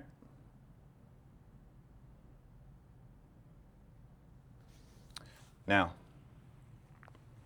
how can you stop taking trading so seriously? What can you do during your session so you can sit here and apply this in real time? A lot of the actionable steps that I'm going to give you, I want you to do them during the session in and of itself, because the fact of the matter is, all of this, how can I explain this? There's two versions of yourself. So I'm going to use me for an example. So I'm Lawrence, right? LB. This is LB, right? This is the normal me on my day-to-day, right? That's me. Once I press the buy or sell button and I got money on the line, something of value that I think is important at one point in time, I become a whole different person. So we're going to call this Degen LB, right? Or trader LB. Okay. So just because you have one body, that doesn't mean you don't have multiple people inside your body. No diddy. All right. So what LB is going to do, and what DJ and LB needs to do, is to form a relationship with each other and prove to each other that we are trustworthy. Just like you would do with any major friend. Oh, well, I said major friend, making friendship sound like a fucking business, right? Well, what you would do with like your best friend or loved ones or something like that, you got to develop a relationship. So everything that you do, your subconscious and who you are deep down is keeping track of what you do. So if you do something that you deem immoral or below your standards, you're not going to trust yourself as much. And because you don't trust yourself as much, you need to be reliant on something. And because you can't be reliant on yourself, because you keep doing this untrustworthy things behind closed doors when nobody is watching with a lack of integrity, then guess what you're going to rely on to validate you, because you can't validate yourself through your own actions? Trading. I hope all of this is starting to connect now. Okay? So, with that being said, you need to develop a relationship between the two parts of yourself. That's why I said earlier, whenever you go into a trading session, your main goal shouldn't be to make money. Your main goal should be to prove to yourself that you're trustworthy and do something that will make yourself proud. Okay? Something that will make me proud is taking a loss, stopping, having some humility, hands up. Okay, I lost. It's okay. I'll take it to the chin. I'll come back. That's confidence. You just prove to yourself you contributed to your bank of self-trust, because nothing is scarier than going into the markets not knowing what you're going to do because you have a lack of self-trust. You don't know what you're going to do. You've proven to yourself that you lose control, and whatever plan and whatever thing that you told yourself that you were going to do can easily be thrown out the window due to money lost through trading. There's no trust. There's no trust there. So you have to develop it. Because the thing is, when it comes to our beliefs, the only way that you can change your beliefs about trading losses is if you allow yourself and give yourself the opportunity to witness and experience something new. But we don't allow ourselves to do that because we act erratic so much that we can't even experience our system, our trading edge to take us to drawdown, trading losses, through drawdown, and then back up to new account all-time highs. We don't allow ourselves to experience our trading edge to lose us money, take us through drawdown. We continue to remain faithful to the edge and prove trustworthiness. Trader LB is proving trustworthiness to LB and vice versa to bring allow our edge to bring us to drawdown, through drawdown, continue to execute, continue to manage your risk, and keep on taking the same trade, showing that you trust your edge enough and give it enough time to take us through all-time highs without going on tilt and blowing the account before you can even experience this. Because once you experience this, this is a very pivotal point that happened to me in my trading experience last year. I took I think it was 4 or 5 red days back to back to back to back. And I was just bleeding money, hemorrhaging money. But I told myself, and it was easy for me because I was trading live at the time, so I didn't want hundreds of people to look at me bend my rules when I told them that I was only going to take 1 trade per day. So I continued to take 1 trade per day for 4 days in a row. Day in and day out, I was dealing with that emotional discomfort, waiting for the next session, hoping for the best, continuously executing, keeping my risk the same. And then after I went through that 4-day losing period, right when I was about to trade for the second time, right when I was going to break my rules and trade 2 times in a day, I stopped myself. The very next day, big green day. Big green day. Took away 3 of my losses. Then the second day, another big green day. So everything that I lost, so say for example, I lost at that time $1,000 over 4 trades. I kept executing, allowing my edge to take me to $1,000 drawdown, through that $1,000 drawdown, and in 2 trading days, it made everything back and some to new account all-time highs. And at that point, I allowed myself to experience what would happen if I just relaxed, continued to execute to drawdown, through drawdown, and allow my trade to send my account balance to new all-time highs. And at that point, my beliefs about losses shattered. But I gave myself the opportunity to see it. And that's the hardest part. The hardest part about getting off the hamster wheel is getting off the wheel itself. After you get off the wheel and you see that the ground is stable, you're good to go. Okay? So continue to develop a relationship between yourself by doing things that will make you proud. So make a list of things that will make you proud. If that's stopping after 1 loss, if that's demonstrating what the successful trader version of yourself would do in each situation that the market throws at you. Because like I said, the market is nothing more than a behavior and response test. It's just throwing different outcomes at you, different unique moments at you, and it's seeing how you're going to respond to it. And based on how you respond, that's going to determine your career as a trader. All right. So what are some actionable steps? Where are we at on time? 3:11. So what are some actionable steps for not taking trading so seriously and being able to trade out of sincerity?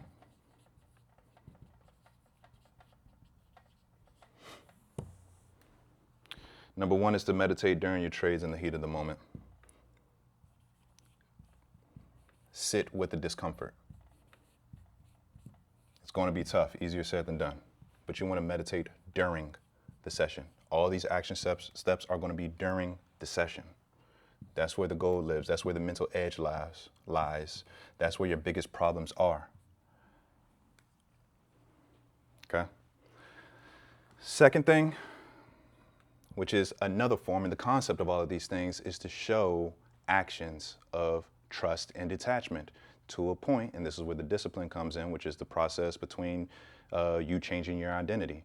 So you want to continue to take actions that demonstrate trust and detachment. So when you meditate during your sessions, you're letting go, you're relaxing, you're closing your eyes and you're letting the trade do its thing, and you're not micromanaging like a bad boss. You feel me? Now, the second thing you want to do is you want to exercise during your trades. Your physical state and your physical gestures a lot of times can determine your mental state. So when you're in a trade and you feel your anxiety going up, your cortisol levels going through the roof, your heart is beating, get up, do some jumping jacks, get up, stretch, and relieve the tension. All right. All right. So what's next? You guys got some water? You guys got some water in here? Yeah, water, yeah. Yeah. Regular and sparkling water. You have sparkling water, regular? I'll take regular water. So you have to have Celsius. I have my Alani right there. Actually, let me, yeah. Thank you, sir. Cool.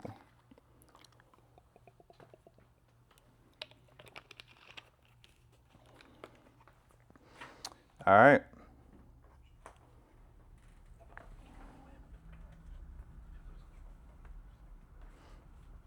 What are we going to do next?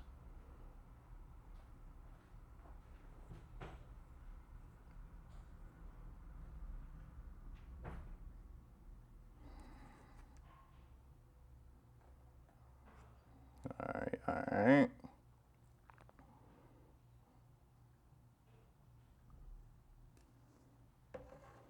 I think I want to talk about attracting trading success so you never have to chase it. Or the market rewards good stewards. That's a good one. Let's go with that one. Let's go with that one.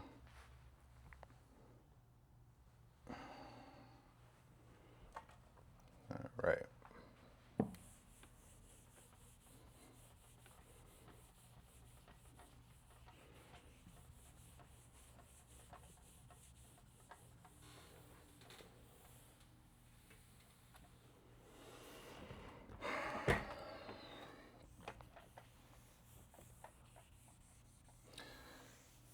All right. So the next topic is going to be the market rewards good stewards. Market rewards good stewards. All right.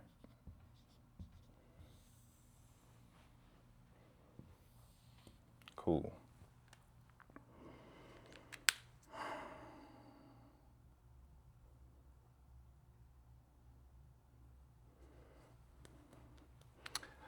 So earlier in the class, I talked about stewardship and risk management and how it's really the same thing. Okay. So there's a couple things that I want to point out when it comes to, trading success and all that stuff. So longevity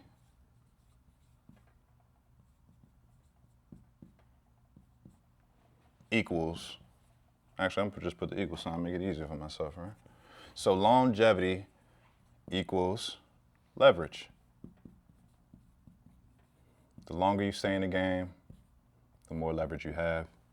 If that's money, knowledge, experience, all that good stuff, right? So longevity equals leverage. Market rewards good stewards. If you're a good steward, the account will last longer, which is longevity. The account balance or the trading account that you have will have increased longevity as long as you're a great steward, and that will give you more leverage because you are technically showing yourself that you can handle more. And whenever you can show yourself that you will handle more, you'll gain more and put it to the test. And whenever you fail that test, when you'll blow the account, that's when you start over and try to become a better steward. Because a lot of times when it comes to a certain amount of money, our financial cap or how much money that we make will always meet our mental cap and how much we see ourselves being worthy of making X amount of money, okay? So, let me take this. Longevity equals leverage, but also risk management, or great risk management, equals great stewardship. So risk management, I'm gonna shorten this up, equals stewardship. Stewardship is being able to take care of what you have, not blowing all of it, betting the house on a single trade. Okay.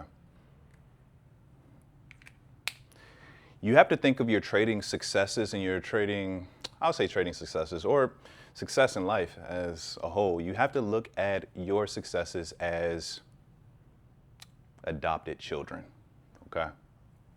So if this is me, right? Cool, this is LB, right? And my successes, my trading successes, if I made a payout a couple of times, right? These are my kids, right? I found a profitable edge. I passed a couple evals, right? And then I have like, let's say money-wise, I have an account balance of like $5,000, right? These are all my successes, kids. Okay, so these are LB successes. Now, on the other side, there's a bunch of other successes here, even the big successes, right? Like grown-ass people, right?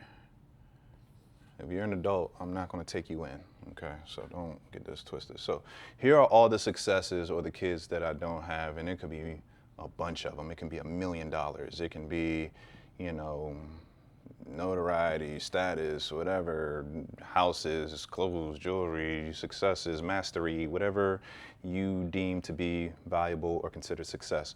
They all live over here, and they're going to determine if they want to come to you and be parented by LB based on how LB treats his current kids. If I am over here beating their ass and over leveraging and selling them for one trade, then these other successes and kids are not going to want to be my children. They're not going to want to be stewarded by me, okay? So they're going to determine, or they're going to attract these successes that I don't, quote unquote, currently have, are going to be attracted to me based on how I treat my current successes, my kids. Oh, damn, he really knows how to manage his risk. And even if he do lose a trade, he'll stop, he'll take care of what he have, and then he'll wait for the next A+ setup. He'll take the trade without hesitation. You know, his stop loss don't change, his take profit don't change. He's not trying to make back what he lost. And he's treating every single trade as an individual event that has nothing to do with the next one or the last one. And he's being a successful trader, and he's demonstrating how to be a great trader day in and day out by contributing practices and actions to believe that he's good with it or good without it.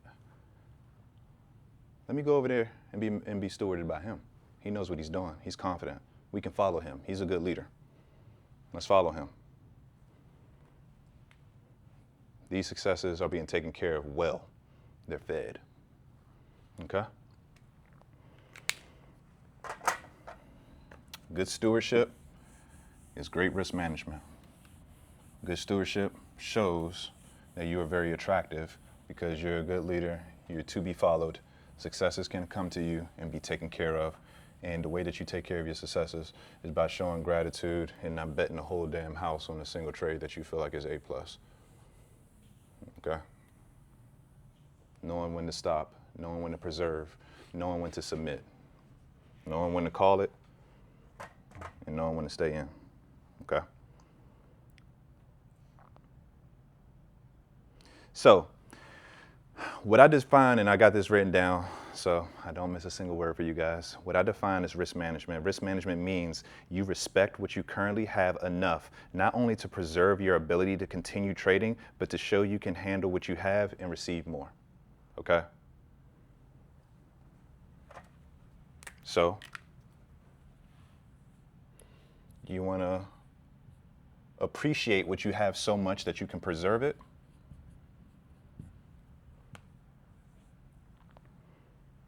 You want to be able to show yourself that you can handle it. to such a degree that you can receive more to handle. I hope I spelled receive. Spelling receive always kicks my ass. Like that I and that E right there, I never know if it's whatever. Receive more. All right? Preserve it, show that you can handle it, and then you'll receive more. We're talking about money. All right? Now, you got to understand that the market does not reward the trader who can risk the most. It rewards the trader who can remain available long enough to capitalize on opportunities. You have to remain available for the next opportunities. How many times have you either blown an account? How many times have you blown an account, your emotions hijacked you, and then once the trading session is over, emotions settled, you look back at the chart when you can see clearly because your emotions no longer hijacked you, and you zoom out and you see that there was nothing there to trade and we was just in chop the whole time, and you forced the trade. And because of the choppiness of the market conditions, your brain was playing tricks on you, making you feel like there's every reason to get out of this trade. So you're jumping in and out of trades because these chops are barely touching your stop loss, they're barely touching your take profit, and because your emotions are so embedded into it, you're jumping in and out of trades until you blow the account before they can even make it to one of the other targets. Okay? So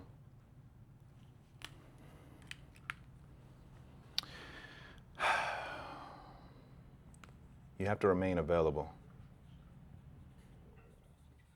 Oh, I hope y'all ain't hear my stomach. I'm a little hungry.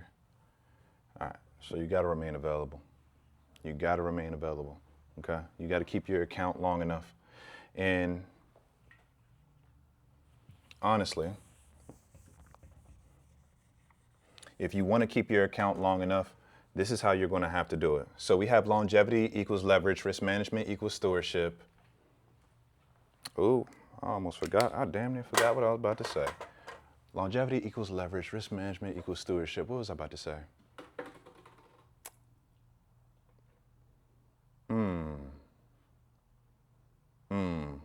I fumbled. I forgot. Oof, it'll come to me. So it'll come back to me, I promise. But all right, so we're going to go to the next topic when it comes to risk management and when it comes to the uncertainties and guarantees of the market. And we're going to talk about there is no duality between risk and reward, okay? Risk and reward are a part of the same thing, but just two different functions. Think of it as a thermostat that can either, you can turn on the AC, well, I'll put reward as the AC, right? You can turn on the AC, or you can turn on the heat, but it's a part of the same function, which is a thermostat in and of itself, okay? So what do I mean by this? What I mean is that how you treat your winners, it should be how you treat your losers, and how you treat your losers should be how you treat your winners, because where risk dies, reward can't live, and where reward dies, risk can't live, okay? And what your edge is, what your setup,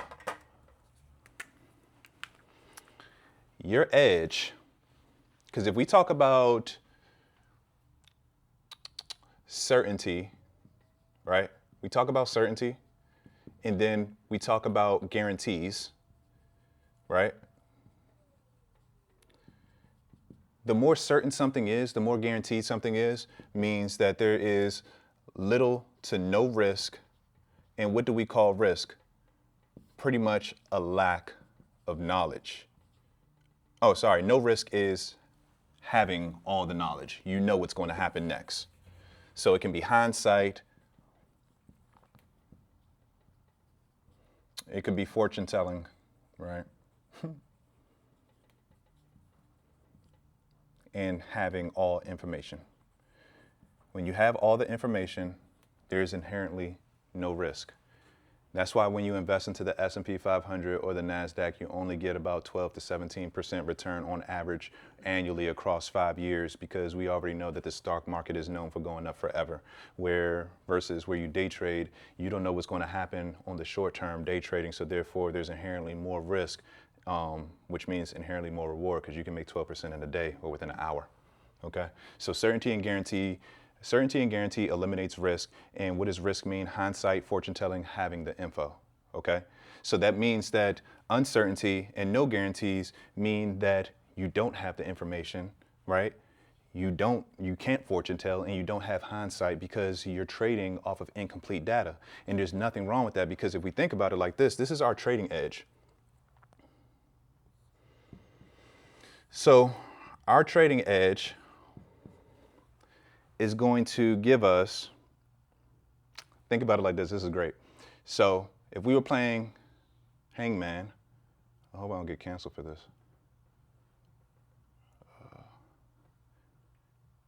Okay. So if we were playing hangman, right? And for example, your edge is going to give you just enough amount of words, right? But the more letters. Your edge is going to give you just enough amount of letters for you to guess what's going to happen next, right? And the more you study your edge, the more or the better your educated guess will be when it comes to the outcome. So if I sat here and I asked you, what word is this? You're not going to know for sure or definitely, because you got 2 spots missing. This is where risk and reward lives. But if I sat here and I told you you have 3 tries to get this right, and if you get it right by the end of the 3rd time, I'll give you $5,000, right? But if I sat here and I gave you an additional letter, and I say, cool, now if you guess it correctly over 3 times, I'll give you $1,000. I eliminated risk because I gave you additional information. So basically what your edge is going to do for you is going to give you just enough information, just enough letters, and leave just enough incomplete data or just enough incomplete information where risk lives for you to get rewarded. So you have just enough information to make an educated guess or a decent guess, but you don't have all of the letters, so you won't know for sure, leaving uncertainty and no guarantees in which reward lives. So you're not outright impulsively, because if I sat here and I did this is what impulsive trading looks like. That's what a good edge looks like. This is what impulsive trading looks like.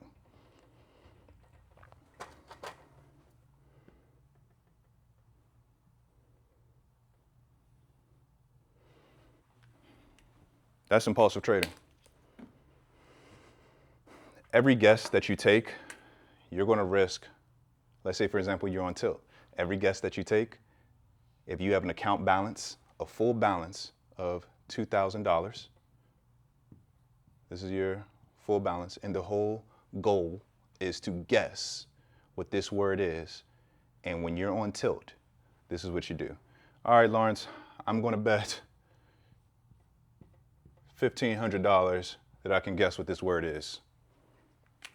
That's what you do when you trade on tilt. What's the word?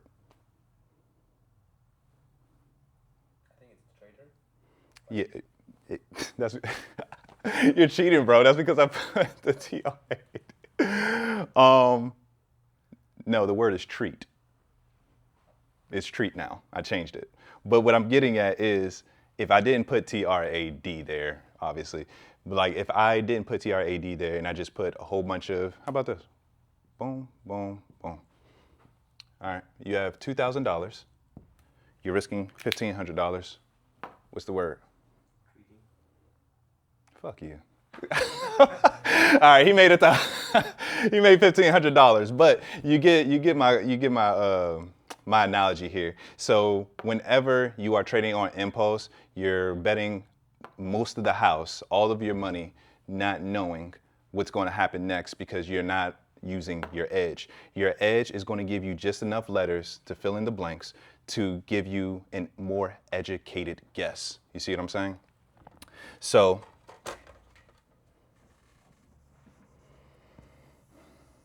that's why trading, and what a lot of people don't understand, trading is really not that hard. Trading is simple, but it is difficult. I know that was like very contradicting, but have you guys ever seen the movie Forrest Gump? When I was a child. When you was a child? So Forrest Gump basically is like this guy, he was born with like deficiencies, right? So he had intellectual challenges, like so he wasn't really that smart or whatever, right? But he grew up to earn a Purple Heart in the military, one of the highest rewards you can get. He made one of the most successful Bubba Shrimp or whatever, bubblegum shrimp, the most successful businesses ever made. In different aspects of his life, he had a son, a healthy son. So he had a healthy son, one of the most successful businesses, a highly rewarded veteran, right, in the military, and reached pretty much every pinnacle of success that you could think of with the intellectual disability. That means he is more successful than the people going to Ivy League schools, people who are well educated and all these things. And you know what he did that the other people did not do? He just did what he was told. Hey, Forrest, when we go to the Vietnam War, if this happens, you run. When it happened, guess what he did? He ran. Hey, Forrest, I want you to learn how to build this gun in less than 15 seconds or 5 seconds, whatever the case may be. Guess what he did? He practiced until he learned how to do it. He did not go all around the world trying to figure out and overcomplicating everything. Have you guys ever walked a million miles just to end up right back at the same point? Yeah. Exactly. And that's what makes trading so hard, because we make it hard. So if I sat here and I told you, okay, you have $10,000, right? So you have $10,000, and what I want you to do is every time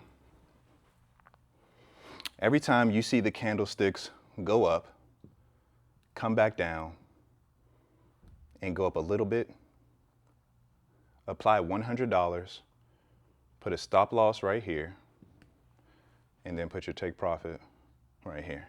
So we have a candlestick, candlestick, candlestick, candlestick, candlestick, and then boom, a candlestick right here. I want you to enter at that blue dot, and I don't want you to ask any questions, Addy.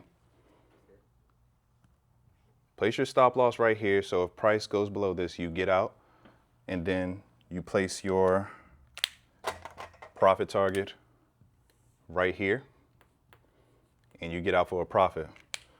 But this is your entry. Every time you see this pattern, Addy, I want you to enter right there. I want you to place your stop loss right here, and I want you to put your take profit right there every single time that you see that pattern. And I want you to take, I'm gonna give you $10,000, well, you take $10,000 of your own money. In every single trade, I want you to risk, let's say $200. So every time you see this pattern, I want you to risk $200 into the trade and enter right there at that blue dot, put your stop loss at the low, put your take profit at the high, and I want you to continue to do that every single day, or every single time you see the pattern. Don't ask no questions, and if you lose the first time, then you're no longer able to trade for the rest of the day, and you gotta wait till tomorrow.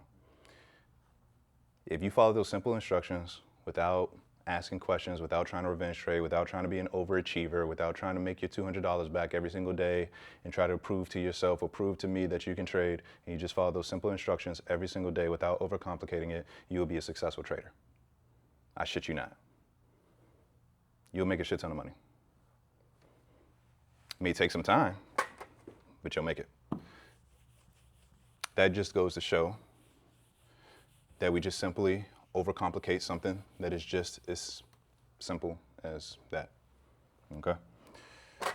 So, like I said, when it comes to risk where risk dies, reward cannot live.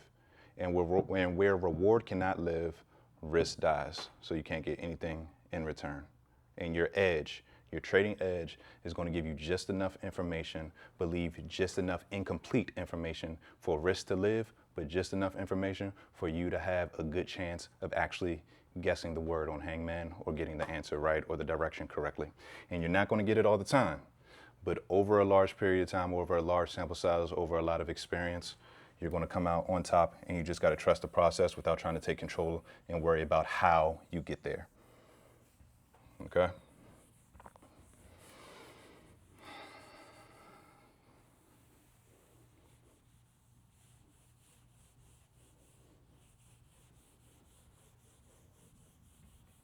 All right.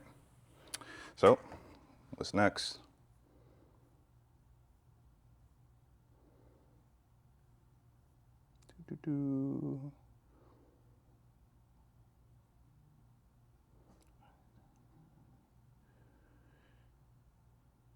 Okay.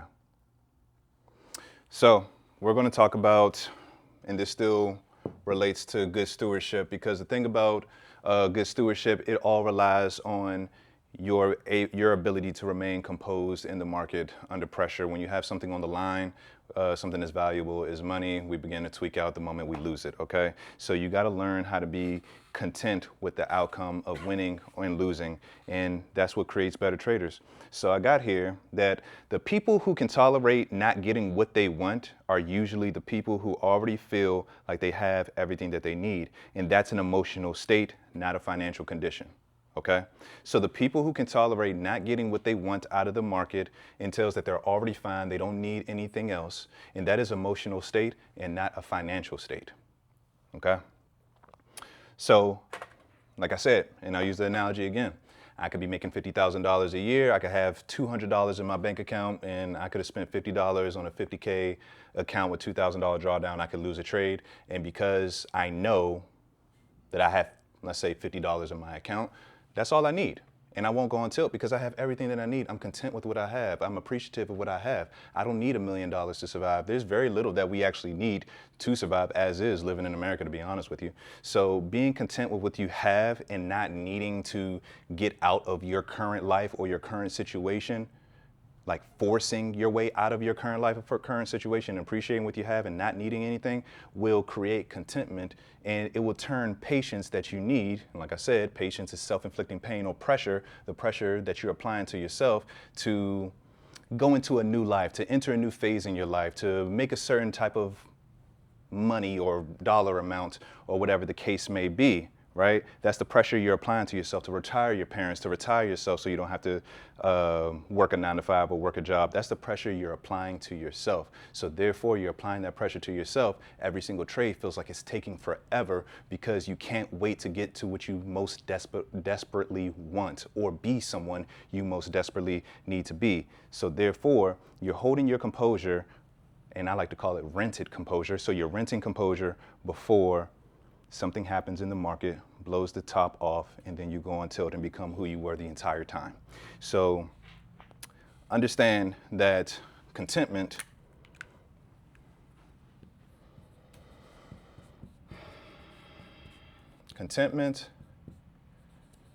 obviously is an emotional state that can regulate your nervous system.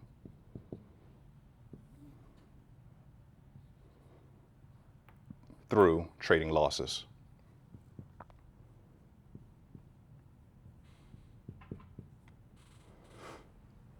So contentment is an emotional state.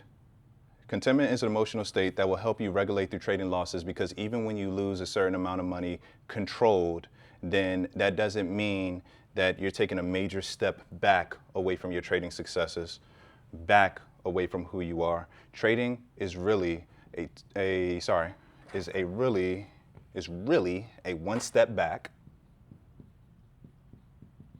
Trading is a one step back, 2 steps forward game.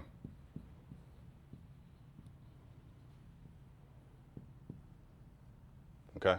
1 step back, 2 steps forward. It only gets detrimental when you can't handle that 1 step back, you don't trust the process, being able to surrender and trust the process, submitting, and understanding that things are going to work out without your control. Because the fact of the matter is, and I'm going to go a little bit off topic here, is I'm going to bring back ego and humility for a second, okay? So and I'm gonna erase this, but I wanna say it one more time so you understand the concept and the premise before I go into this. Contentment, being satisfied, having gratitude, being grateful for what you have and not necessarily needing more, which also leans into trading with sincerity, is an emotional state that can regulate your nervous system even through trading losses. Okay? So, going back into ego and humility and how all this ties in together. So, I want you guys to think of ego synonymous with attachment. Being attached to an outcome, being attached to a result, right? And then we're going to take this concept of ego and attachment being the same thing, and our representation for that, or analogy we're going to use, that I'm going to use later on, we're going to call ego cement, like what you pour on the ground, right? Like cement, like concrete, all that type of stuff. So we're going to call it cement. And then we're going to come over here and we're going to talk about humility. Humility, I guess, quote unquote, is opposite from ego, but really just a different dial. So you got humility, and that represents detachment. Okay? And what we're going to use as a representation for humility being detachment is a garden. Okay, with flowers and plants and trees and all that shit, right? It's a garden. So ego is synonymous with attachment, not being able to let go of an outcome or desired results, and we're going to call that cement. It's very hard, it's very firm, right? And then humility is detachment, and we're going to represent that with a garden, okay? So let me ask you something. What's going to happen, and I'll add this. Your garden is synonymous with your trading account, your account balance, how much money you have, your trading account, okay? And then cement is going to be pretty much your controllables, what you control, your actions, okay? Execution, okay? The things that you do, okay? So ego is the same as attachment, which is represented by cement, which you pour on the ground to make sidewalks, like that firm substance that you use. And then you got humility, which is the same as detachment, and that's going to be represented as a garden, right? So the garden is your trading account balance. You want your garden to grow. You want your trading account balance to grow. You want your cement to, pretty much run your controllables, which is deciding how much you're going to risk, how many trades you're going to take, what session you're going to trade in for the best possibility or the best odds of you winning, and then preparation such as back testing, forward testing, and all those things, okay? Now, let me ask you this. What happens when you pour cement on top of a garden? Not a really good thing. That's not a really good thing. What happens to the garden when you pour cement on top of a garden? It's gonna die. It's going to die, bro. It's going to die.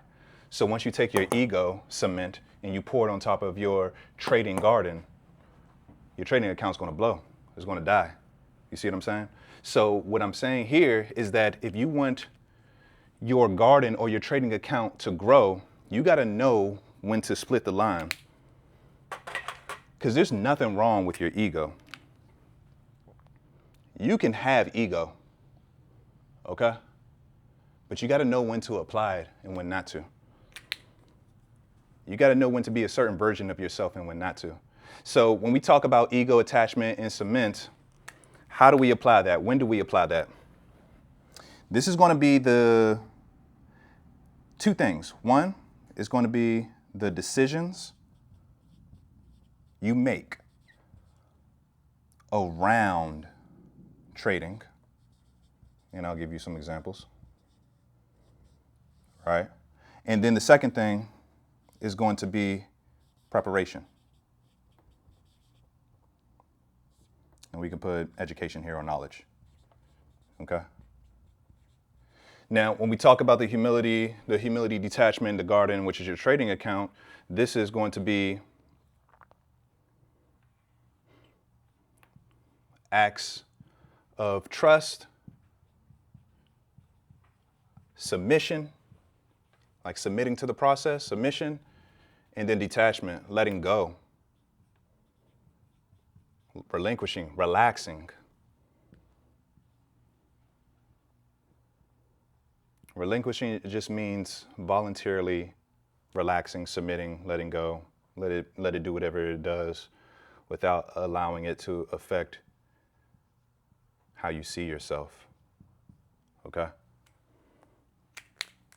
So, decisions around trading.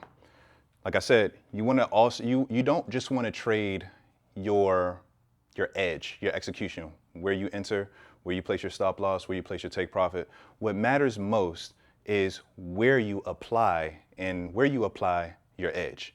So say for example, if I'm not trying to sponsor them, but say for example, I have this bottle of water, right? If I take this bottle of water and I go outside in the alleyway beside a nasty dumpster and I place the bottle of water right there, people are going to consider it trash. If I take this same bottle of water and this beautiful studio that you guys have, and I place it like right here, not on the whiteboard, but I place it right there with beautiful lighting, cameras, 4K cameras, all these different type of things, now it's art. You see what I'm saying? So what I'm getting at here is that it's not always about the edge or the water itself, like the container itself, the edge, your trading system. It's about what you decide, where you decide to place it and what you decide to do with it. So if you know New York session is always going to deliver on your edge more likely than Asia session, because Asia session could be choppy at times, or maybe London session doesn't deliver according to whatever the case may be, then the decision to only trade New York is just as profitable as the edge that you have itself.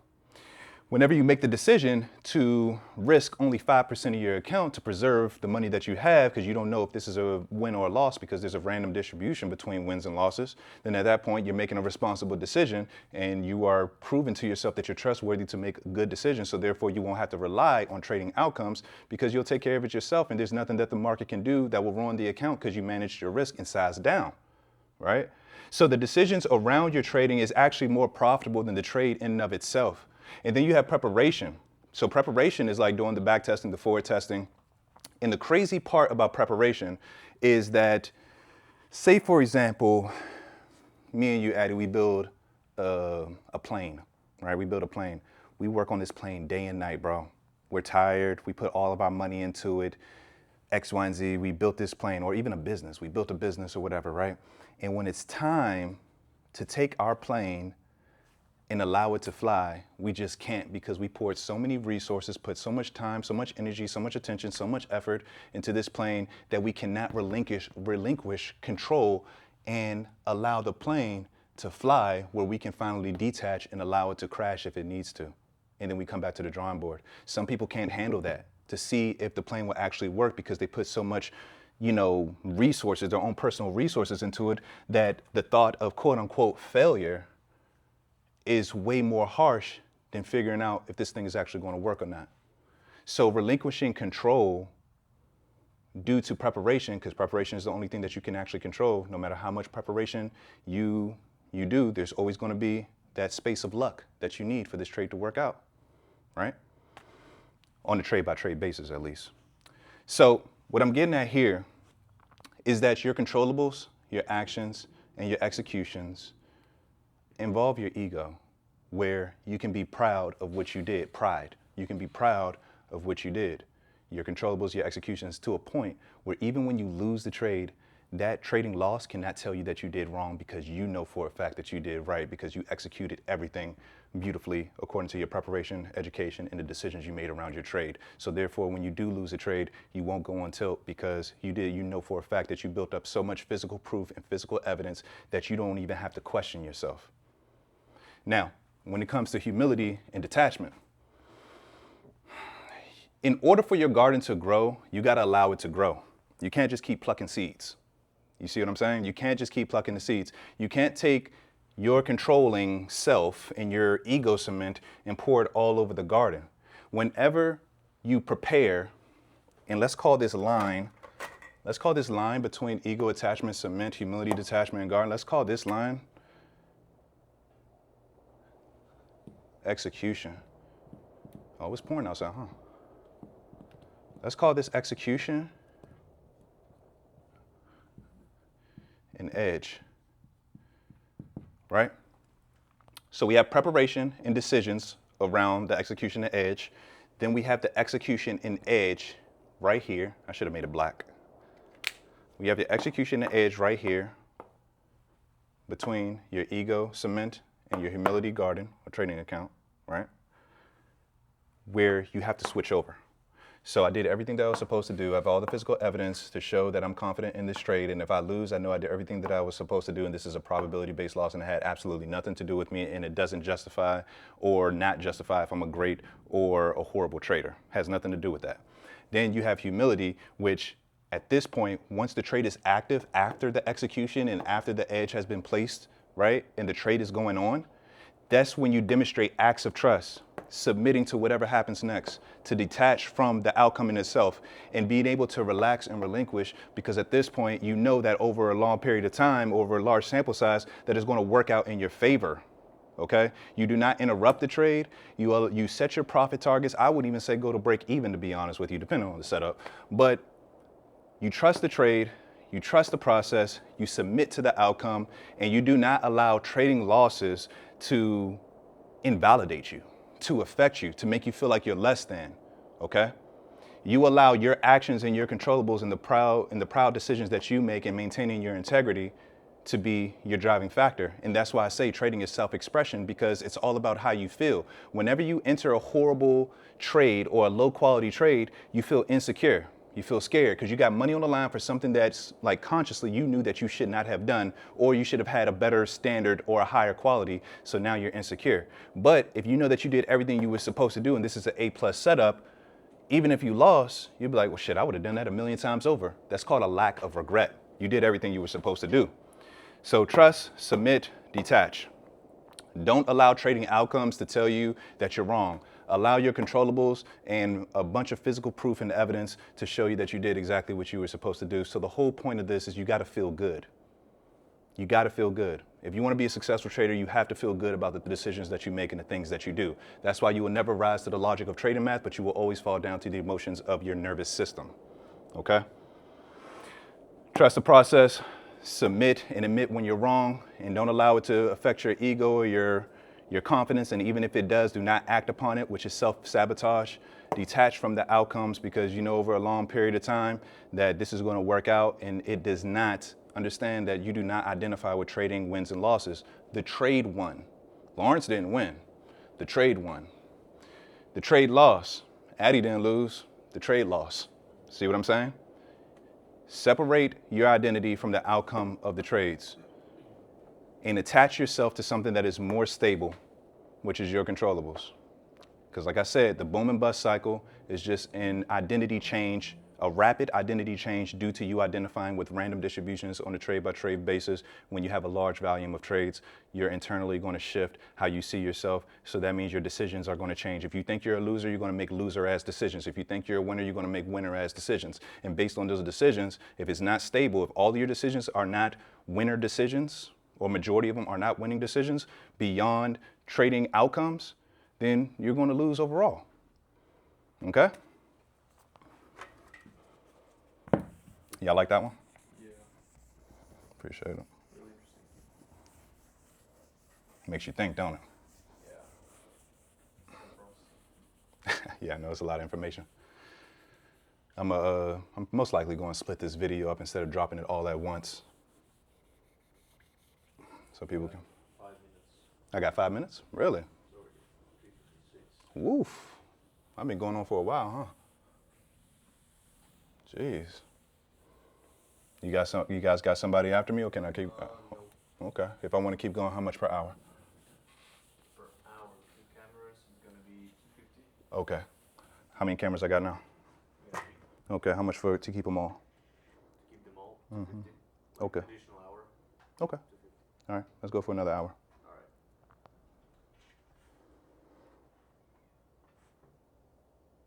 All right. Cool.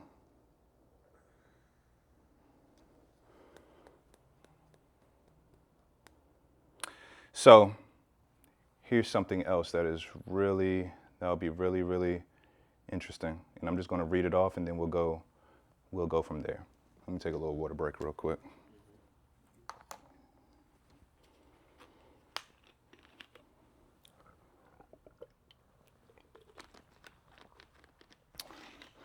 Did I connect everything to a point where it's understandable? Yeah.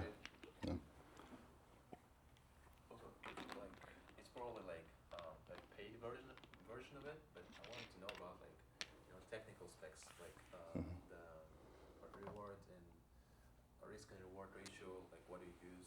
For me personally? Yeah. Like, Uh, how so, often do you trade? yeah, so I normally use like a set risk to reward ratio. So depending, I'll do between 1.5 R and then I'll like trim majority of my position. So say for example, if I enter a trade and I have 5 contracts at 1.5 R, so every $100, once I hit $150 in profit, I will pretty much take profit 4 out of 5 contracts. So I'll sell 4 out of 5 of my contracts, and just in case price keeps going, I have like one little runner that'll kind of clean up for me. So by bare minimum, every trade, every $100 I risk, I'm going for $150.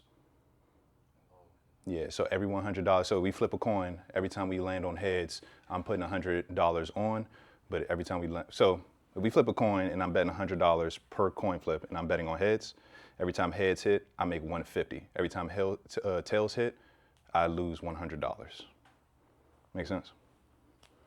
Okay, got it. So it's like 1 to 3, right? 1 to 1.5. Yeah, so every $1 is $1.50. Yeah, so but that makes my win rate pretty high. So I don't really lose too often. All right. Okay, so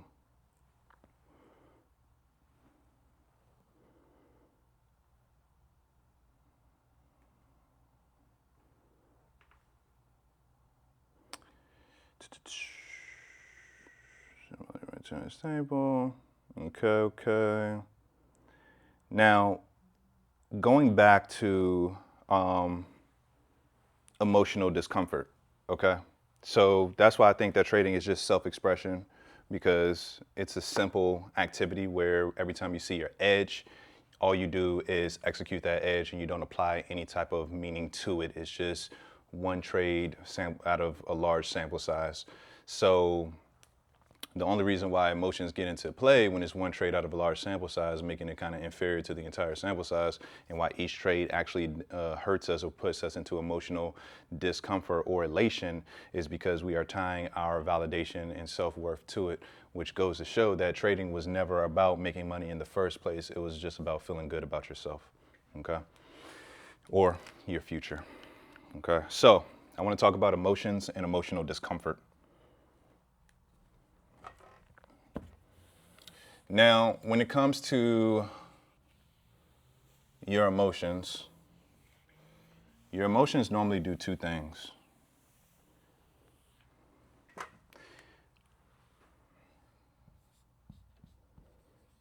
Your emotions normally do 2 things. And the first thing that your emotions are going to do, your emotions are always going to tell you what you believe in, what you really believe in. So your emotions are always going to identify what you really believe, not what you say you believe, but your true beliefs. Okay. Now, the second thing your emotions are going to do is going to reinforce habits and actions. I guess I'll just say actions because it's more individual. Habits is like collective, I guess. So it's going to reinforce your actions, okay? I'm pretty sure your emotions do a lot more other things, but we're just going to focus on these 2. So your emotions are going to identify what you truly believe about the market and truly believe about yourself and what's going on in the events that are taking place. And then your emotions are going to reinforce the actions. So what I mean by both, to simply put it, is that whenever you if you know, and everybody's going to say this, oh, I'm not going to win every single trade, and I know that. If you truly know that you're not going to win every single trade, then trading losses should not send you on tilt as much as it does. I'm not saying that you're not allowed to feel anything. Like, of course, I get frustrated when I lose, but I know my ego traps, and I know that this is all an illusion to make me self-sabotage and stop myself from growing so my ego can stay in place.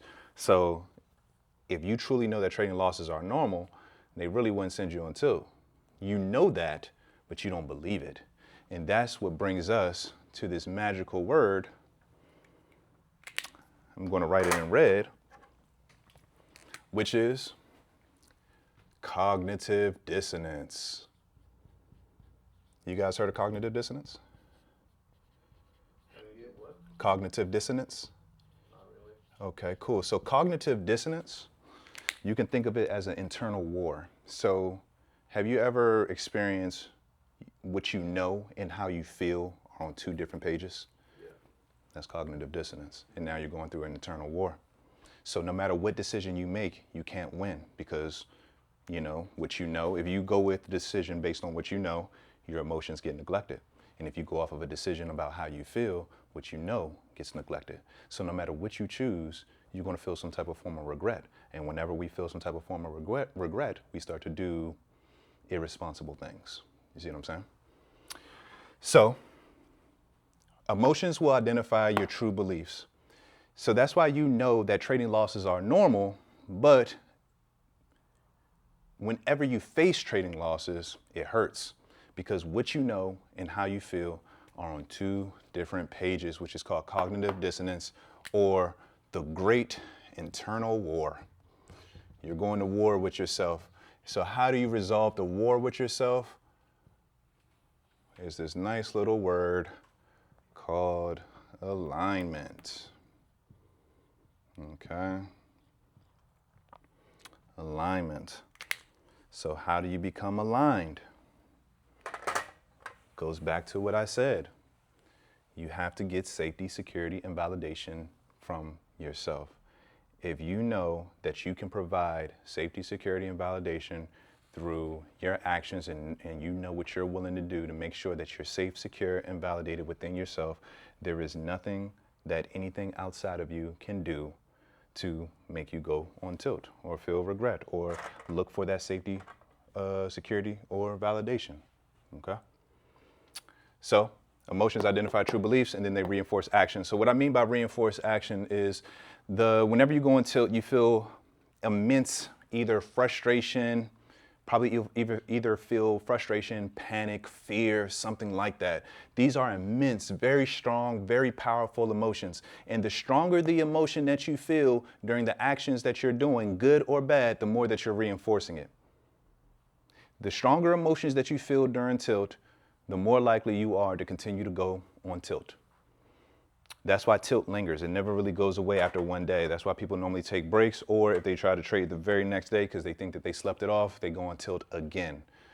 Emotions reinforce actions. That's why meditating and staying present is very, very, very important, because once you stay present, you are no longer thinking about your future potential successes and you're not thinking about your previous or past failures. When you stay truly present, like I am right now, I'm teaching this class, I'm chilling with Daniel and Addie, I'm not thinking about the trades that I lost right now. I'm not thinking about how many views this video might get. I'm not thinking about how many sales I'll get off of it. I don't care about that. Right now, I am trying to teach this masterclass as much and as easily digestible in the best way that I can right now.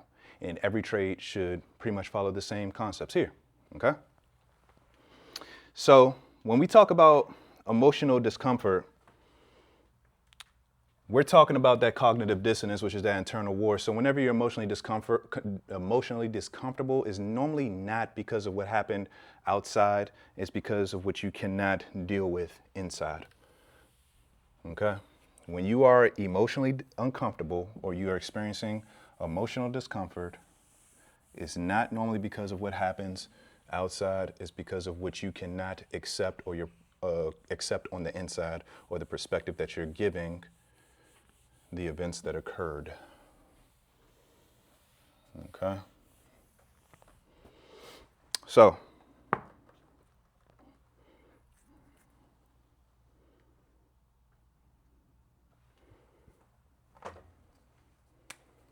we're going to move on to emotional discomfort real quick.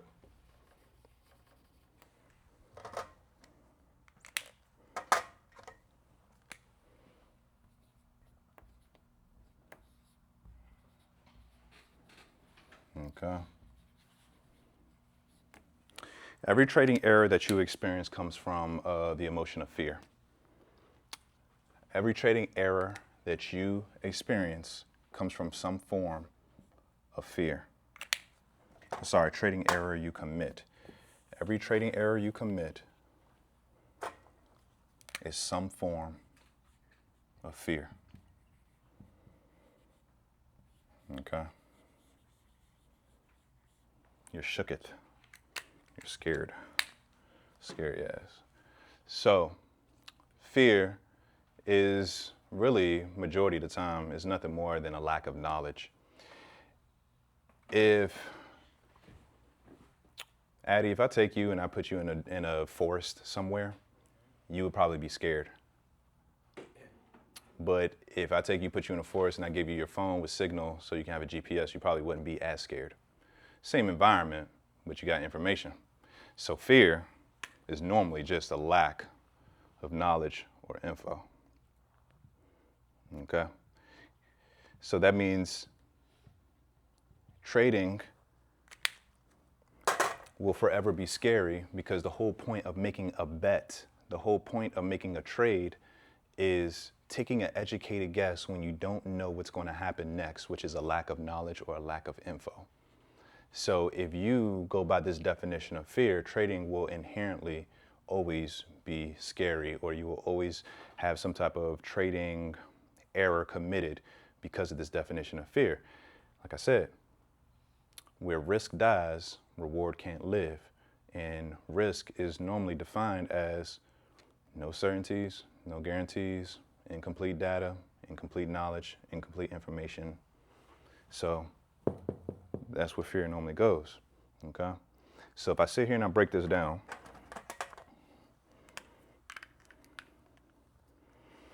I'm just gonna put ED for emotional discomfort, not erectile dysfunction. I'm gonna put emotional discomfort leads to insecurity, okay? It leads to fear. It leads to lack of trust. Okay? That's how this goes. Whenever you're emotionally discomfortable, if that's a word, whenever you're experiencing emotional discomfort, you will naturally be insecure about what's going to happen next. And you're insecure because you don't know what's going to happen next. A lack of knowledge, a lack of information, which can be directly correlated with fear. And when you're scared and insecure, you're not going to trust shit. You're not going to trust anybody or anything because whatever's happened next is going to happen to you. And you're going to have to pay the cost. Okay? Now, like I said, underneath a lack of trust underneath a lack of trust and fear is often a lack of knowledge, but the missing knowledge is not, and a lot of people do this, missing knowledge is not a lack of technical analysis. This is what I mean by trading is self-expression. So basically, you guys, what people do and us traders do is that we take indicators, certain patterns that we notice a little bit more than that, and we create an edge that's going to win us more than it loses us based on these indicators and based off of certain patterns. So our brains naturally crave certainty and guarantees that trading just can't give it because we're betting, we're gambling. If you want to make money, then you have to make a bet on something that you don't know what the outcome is going to be. That's the whole point of making a bet or taking a trade, right? So with that being said, to fill this gap, so to fill the gap of what you don't know, or say there's a gap, and I don't know, let's call this the gap. What you don't know and what you do know, there's a gap there between what you don't know, what you do know. And this gap is known as risk, but also reward. And guess who else fits in here? Fear, right? And everything else that derives from fear, worry, lack of trust, all those type of things. So we're going to call this the gap of the unknown, okay? So the gap of the unknown. Okay? The gap of the unknown. That's where risk lives, that's where reward lives, and that's where fear can reside as well, because we don't know what's going to happen between what we don't know and what we do know after the trade has been concluded and the dust settles. So what happens, I'm gonna keep red. Actually, no, I'm gonna keep black. So what happens is that when you have this gap of the unknown, which is risk, reward, and then fear, right? Your brain automatically is going to look for something to trim this and make this box, this gap smaller.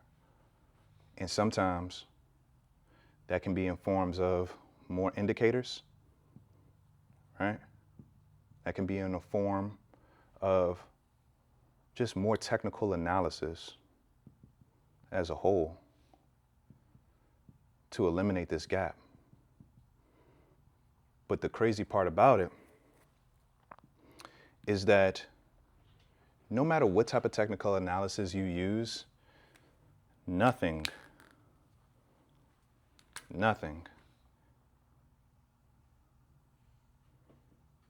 is a crystal ball. I don't care what anybody says. You may be right once or twice, but you won't be right every single time. Technical analysis is not a crystal ball, okay? So what we do, and this is going back to the self-expression aspect of things, we use technical analysis and indicators to kind of like close in the gap of the unknown so the fear can dissipate and we can have a little bit more guarantees and a little bit more certainties while also keeping risk and reward alive. So you see how contradicting all of this can be, where it's just like, okay, if I eliminate the gap of the unknown and uncertainties, then I am eliminating risk, but I also want to keep the reward as well. You can't do that. You can't do that.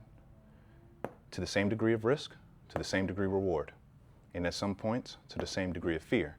But the fear, here's the cool part where I'm about to give you guys a gem. The fear is based on being reliant that the gap can be closed to technical analysis.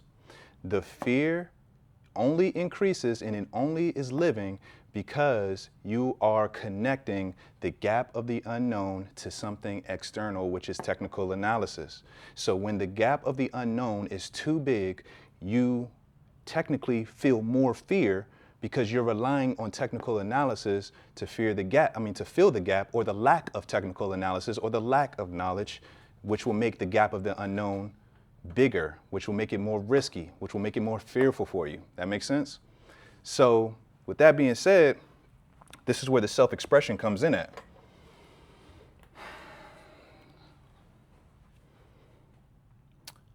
Because I'm not saying that the gap of unknown, I can make the gap of the unknown disappear.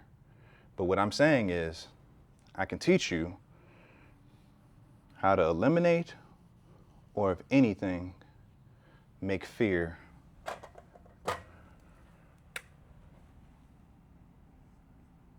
your fear very small. Okay? And the way that you do that is not by technical analysis or indicators, but it's by three things.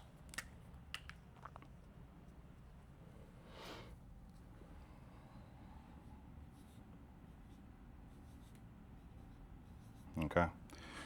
So, to keep the gap of the unknown, which will maintain risk, but which will also maintain reward as to why we start trading in the first place, but to eliminate or to minimize fear, you have to focus on the three things, which is self-awareness, self-understanding,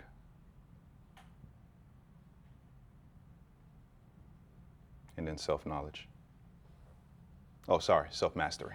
This whole thing is self-knowledge, or knowledge of self. It's self-mastery.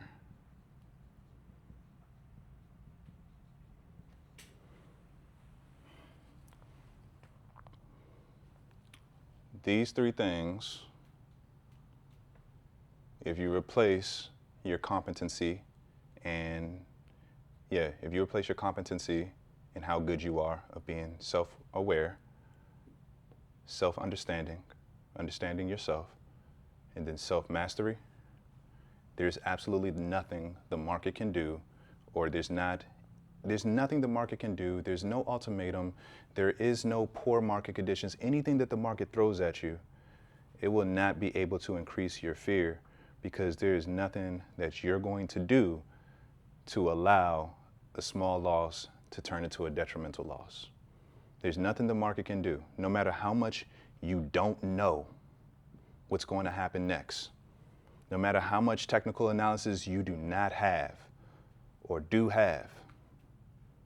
It doesn't matter, because you can flip a coin and go long or short, but if you know yourself well enough and develop a relationship with yourself so well that you will not put too much of your money or anything that you value, if that's your vibe for the day, if that's your mental health, emotional health, physical health, money, you know that you're not going to compromise any of that no matter what the market does, and you're relying on self versus relying on things outside of yourself, the fear starts to dissipate, because the market loses its power. It can only take as much as you put up. It can only take as much as you put up. So when we talk about self-awareness, self-awareness is to recognize your emotions, your thoughts, your behaviors, your impulses, and your current internal state, right? And let me get rid of this, because this is like its own thing. And we're about to dive into self-mastery. How much time we got? 40 minutes? All right.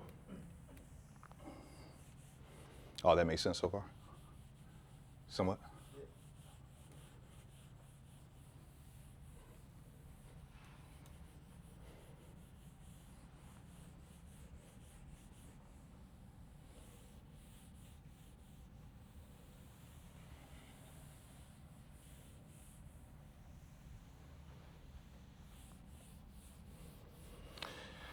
Okay. Can you guys tell I'm passionate about this? Yeah. I've been going on for hours. Yeah. That's interesting, really. Yeah. How did you even start trading? What led you to this? So, how I started trading, I had just got out when I was in my early 20s, I had just got out the military, and I went to school to learn IT. So I was an IT engineer around like the age of like 23. So I was an IT engineer. I already had like a nice little nest egg saved up, 401k saved up, all this type of stuff. But I knew that I didn't want to like work a job. Like, I've always been pretty rebellious growing up. Like, I just don't like, I'm like a Matrix junkie, you know what I'm saying? Like, Brother is like that. yeah, I'm a Matrix junkie, bro. So like, I just been pretty rebellious, don't want no type of authority, nobody telling me what to do. So I quit my job and I wanted to start a business. So I moved back to my mom. I had a luxury apartment and everything. Gave all that shit up, moved back to my mom's house in her basement. And I was like, I need to start a business, because I'm not gonna work with people for so long, or work for people. And my dumb ass quit without even knowing what kind of business I wanted to start. I didn't have a product to sell, and I didn't have a service to deliver, right? So I could have did IT services, but it's not that scalable. But anyway, so I was like, I was Googling, and I was like, okay, what can I do that does not require me to create a product that I don't have or I can't think of and have the lack of creativity? And what can I do where I don't have a service to sell? And I Googled it and I found trading, which is basically reselling, right? So you're gonna buy something of value and then you're gonna resell it at a higher or lower price if you don't guess right on it. So that's how I went down the trading rabbit hole, because at this point I don't need to work for anybody. It only takes like an hour a day, so and so. It's very scalable. Nothing scales like trading. You can make a shit ton of money, or you can also lose a shit ton of money. So that's how I got there. Funny enough, the first 2 weeks, I lost like $2,000 trading options or whatever. First 6 months, 401k completely wiped. Lost so much money, hemorrhaging money, bro. Tens of thousands of dollars at a very fast rate. And I reached out to this dude named Carmine Rosado, and I just sent him a Hail Mary, just like a message on Instagram at the time. This is years ago. And I was like, bro, I understand technical analysis, but for some reason I can't make any money. And he messaged me back which was crazy. And he was like, that's because you keep worrying about technical analysis. You need to learn about trading psychology. And then he sent me the name of a book called The Daily Trading Coach by Brett Steenbergen. That was the first trading psychology book that I've ever read. And ever since then, I went down this huge rabbit hole. And that was like my first 6-7 months of trading. And I've been studying technical analysis and trading psychology all at the same time while making my own mistakes, journaling my mistakes, losing tens of thousands of dollars. And I would say like last year is when things started clicking. Yeah, so pretty recently. What was your like basic? So from what amount of money you started? Way too much. Yeah, way too much. I think I started with I had about $20,000 in my 401k, and I think I probably had like another $15,000 or $20,000 in my savings, so about $40,000. Went through all of it, got another IT job, saved up again, was trading through my IT job, thought I was profitable because I was on a nice little, green streak for a couple months, quit the IT job, lost everything again, got another IT job, moved to Florida because I'm originally from Maryland. Traded again, thought I was good, quit my job for the third IT job. And then I needed to get another one, like multiple failures, bro. Like multiple failures. Had to get 4, and these are careers, by the way. I'm talking about $60 an hour, fully remote. These are careers that people would stay at for years. And yeah, man, I just kept on quitting, kept on trying, getting the job when I needed it. Whenever my bank account went low, I just wanted to go get another job, did what I needed to do. Some of the jobs were below my own personal standards, so I had to swallow my pride and did what I needed to do to continue trading. And I think it's been about 2 years now since I had my last job. So now I'm a trading coach and I trade full time. So That's cool. that's the story, bro. Yeah.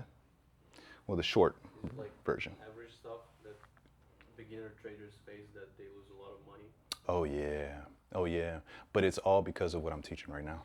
It's not because of the edge. I could teach you guys how to read charts by the end of this week or next week. I could teach you guys how to read charts in a week. You guys will get it. It's easy. It's that. It's this. That's what's going to get in the way. So, where were we? Knowledge of self. Knowledge of self. And I actually want to call this, and I'm going to combine everything together. I want to call this, and this is everything right here. I want to call this the mental edge.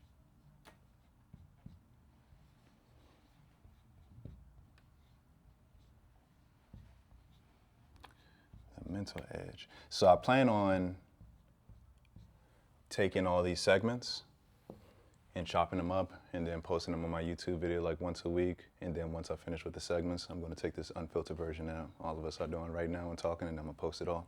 So it'll be like a 4-hour masterclass. Give it to everybody for free. And if they want to work with me, calendly.com/longestyinvestor or DM me. Okay, so mental edge. I guess we can make it cool and make it memorable. The 3 selves. 3 selves. Okay, so that's going to be self-awareness,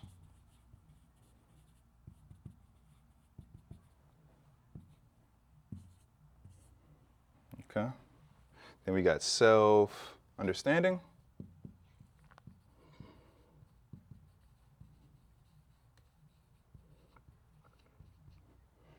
and then finally we have my favorite, self-mastery.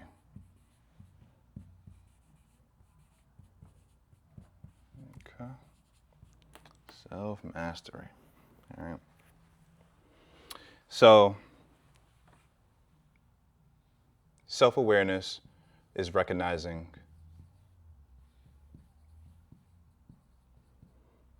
like your thoughts, emotions, urges, right? Is being able, and I'm gonna talk about more about this when it comes to self-mastery, okay?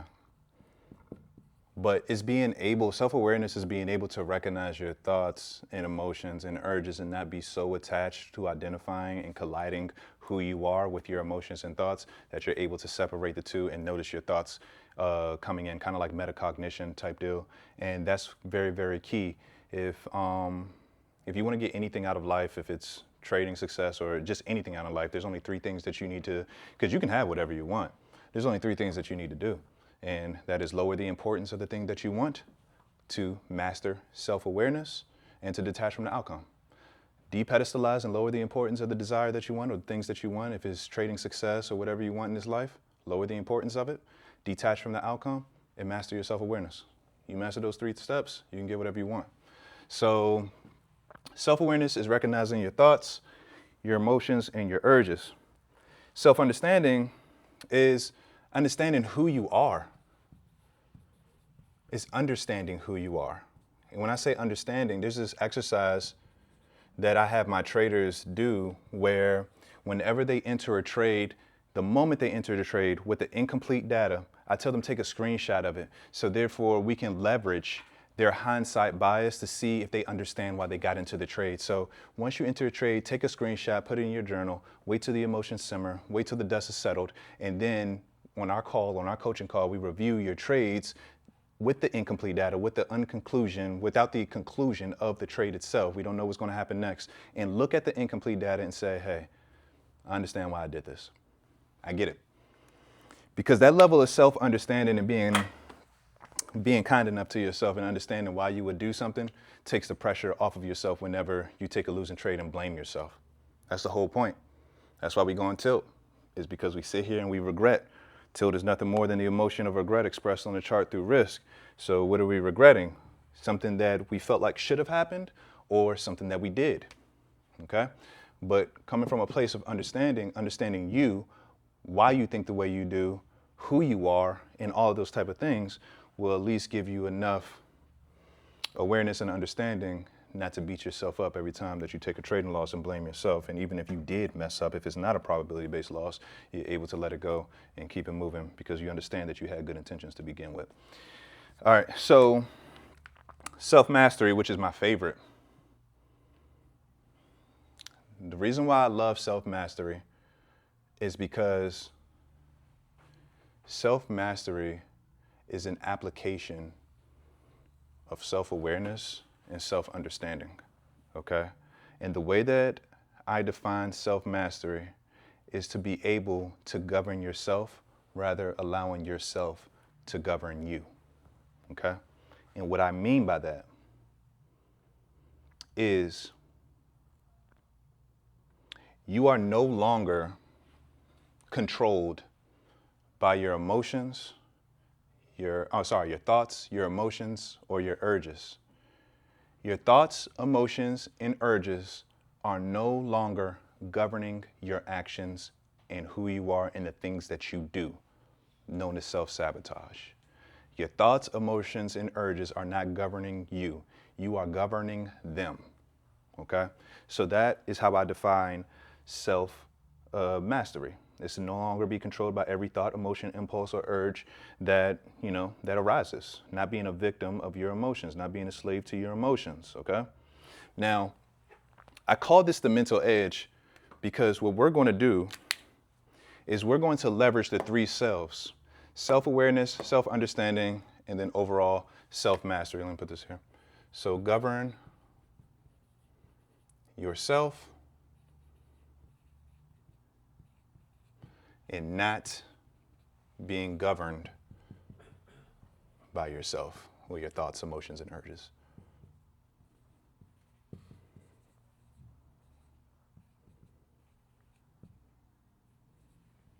Okay? Governing yourself, not being governed by self, your thoughts, urges, and emotions. Okay? All right. The mental edge is exactly what you need in order to become a consistently profitable trader without having the friction of following trading rules and and translating everything pertaining to trading as self-expression.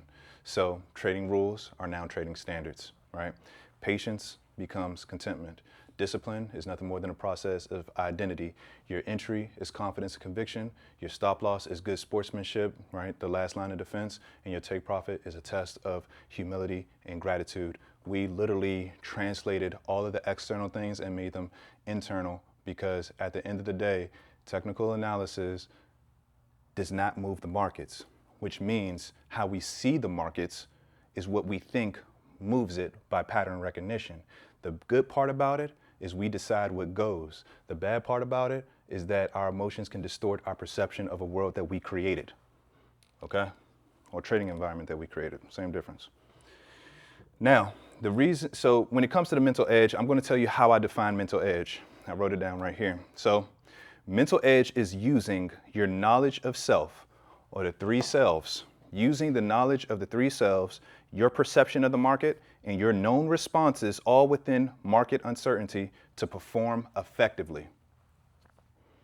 The mental edge is leveraging self-awareness, self-understanding, and overall self-mastery to navigate through the uncertainty of the market, so you don't need the market to be certain in order for you to perform and execute effectively.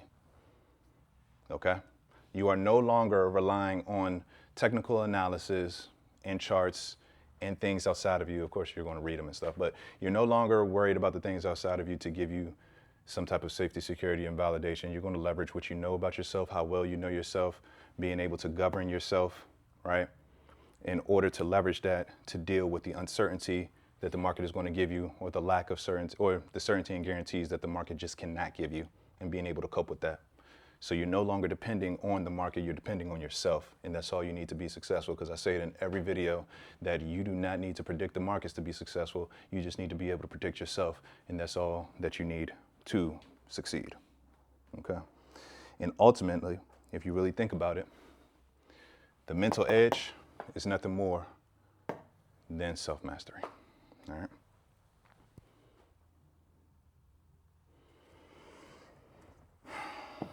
All right, so how much time we got left? 26 minutes. Cool. I hope everything's connecting. I'll get feedback, so they'll tell me. And then I'll be right back here with you guys again, so you can hear me talk for another 4 hours. All right, so let me give you some actionable steps and some practices for knowledge about self.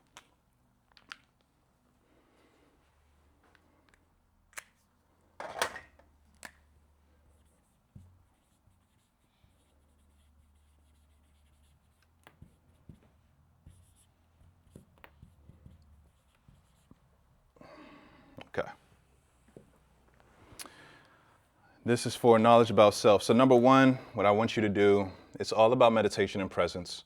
Okay, you got to spend more time with yourself to the same degree that market volatility makes your internal state volatile. It's to the same degree that you need to spend more time with yourself. That's being present, not worried about the past, not worried about the future, but meditating and worrying about right now, and spend more time with yourself so you can increase the gap. So every time that you meditate, what you're doing, and I'm gonna teach you how to meditate, what you're doing when you meditate is that you're not trying to do anything. What you're doing is you're closing your eyes, you're relaxing, and any thought that comes into your mind, you want to grow your awareness that this thought has arrived, and then you want to remove it and make your mind a clean slate. You don't want to think about anything. The more that you think, the more that you're either living in the past and you're living in the present, just like you're in your flow state. Have you ever been in a flow state, listen to lo-fi music, and you're locked in? Are you thinking about the past? Nope. Are you thinking about the present? Are you thinking about the future? Nope. You're right here, locked in, zoomed in, you're in flow state. You need to be able to do that. Eliminate distractions, dopamine detoxes, things like that. Okay? And a lot of times people use presence and boredom interchangeably. So learn how to be bored. Look at a wall or something for 10 minutes. Another thing that you want to do when it comes to knowledge about the self is you need to learn you need to do self-check-ins. That's going to increase your awareness, because a lot of times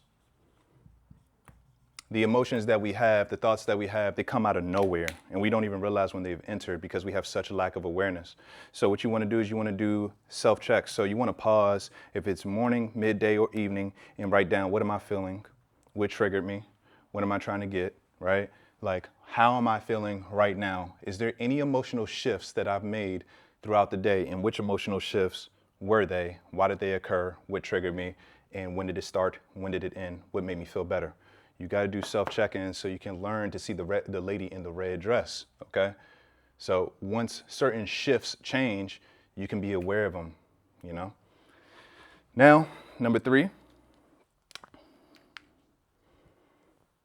This is a very cool one, and I've fallen victim to this a lot of times, and I'm explaining why. But what you want to do is you want to track your trading thoughts or thoughts relating to trading when you're not trading, on your leisure.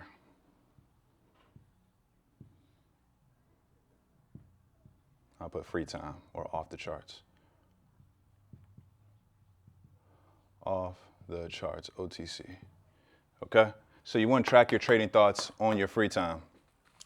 This leads to depedestalizing and lowering the importance of trading. The more that you pedestalize trading, which is getting a payout, passing these evals, all these different type of things, the more that you pedestalize it and it's on your mind and you're wasting mental energy, focus, attention, and intention. Even when you're off the charts, you are pedestalizing this thing. This is something that you're pursuing. Therefore, it will be always something that you run from, which kind of leads right back to being present, okay? So you want to track your trading thoughts off the charts on your free time so you can know what you're subconsciously thinking about, because that's going to express itself one way or another. So even when you do have trading thoughts that may be positive or negative, or the pressures like, oh, it's Friday, by Monday, I am payout ready, and you're thinking about that shit all weekend, you need to journal this. You need to journal it. Build your awareness around it.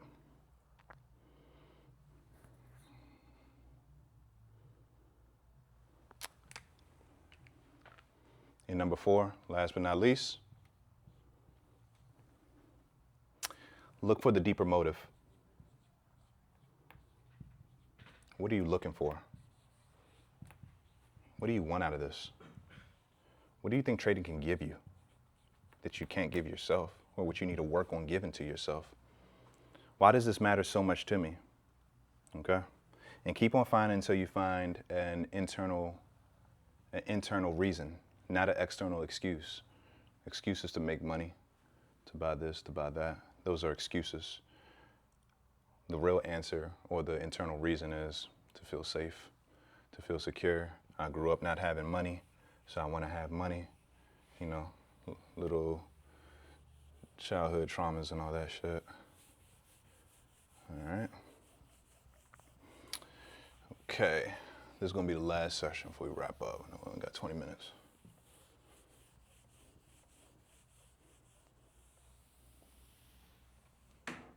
All right.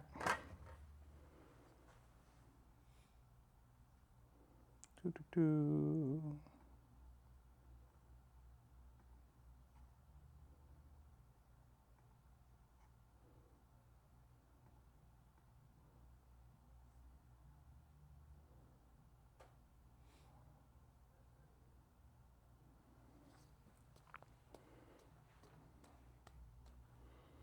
All right. The mental edge. Now, most importantly, I'm going to take the mental edge down for a second, even though this is the biggest part of the mental edge. We're going to dive deeper into self-mastery. Because if you can master yourself, you can master anything. You can have whatever you want.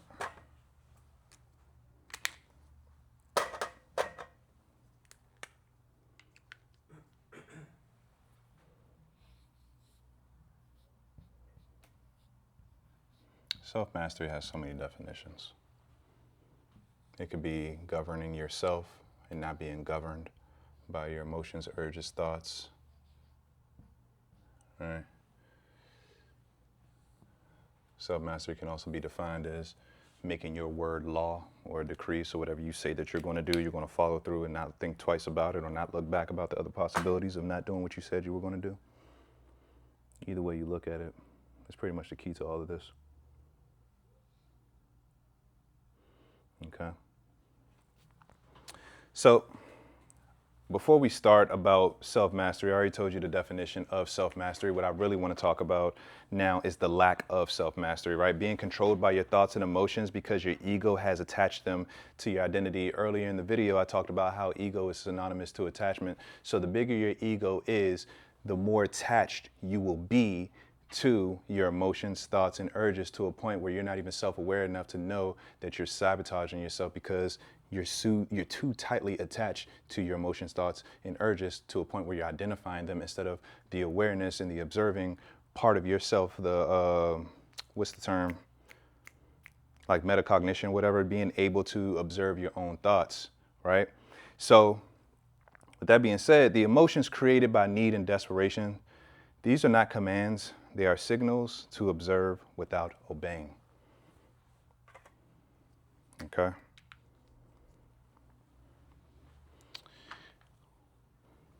Whoops.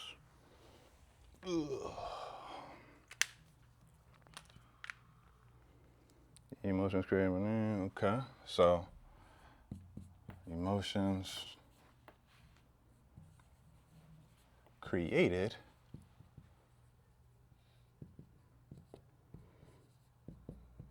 by need and desperation.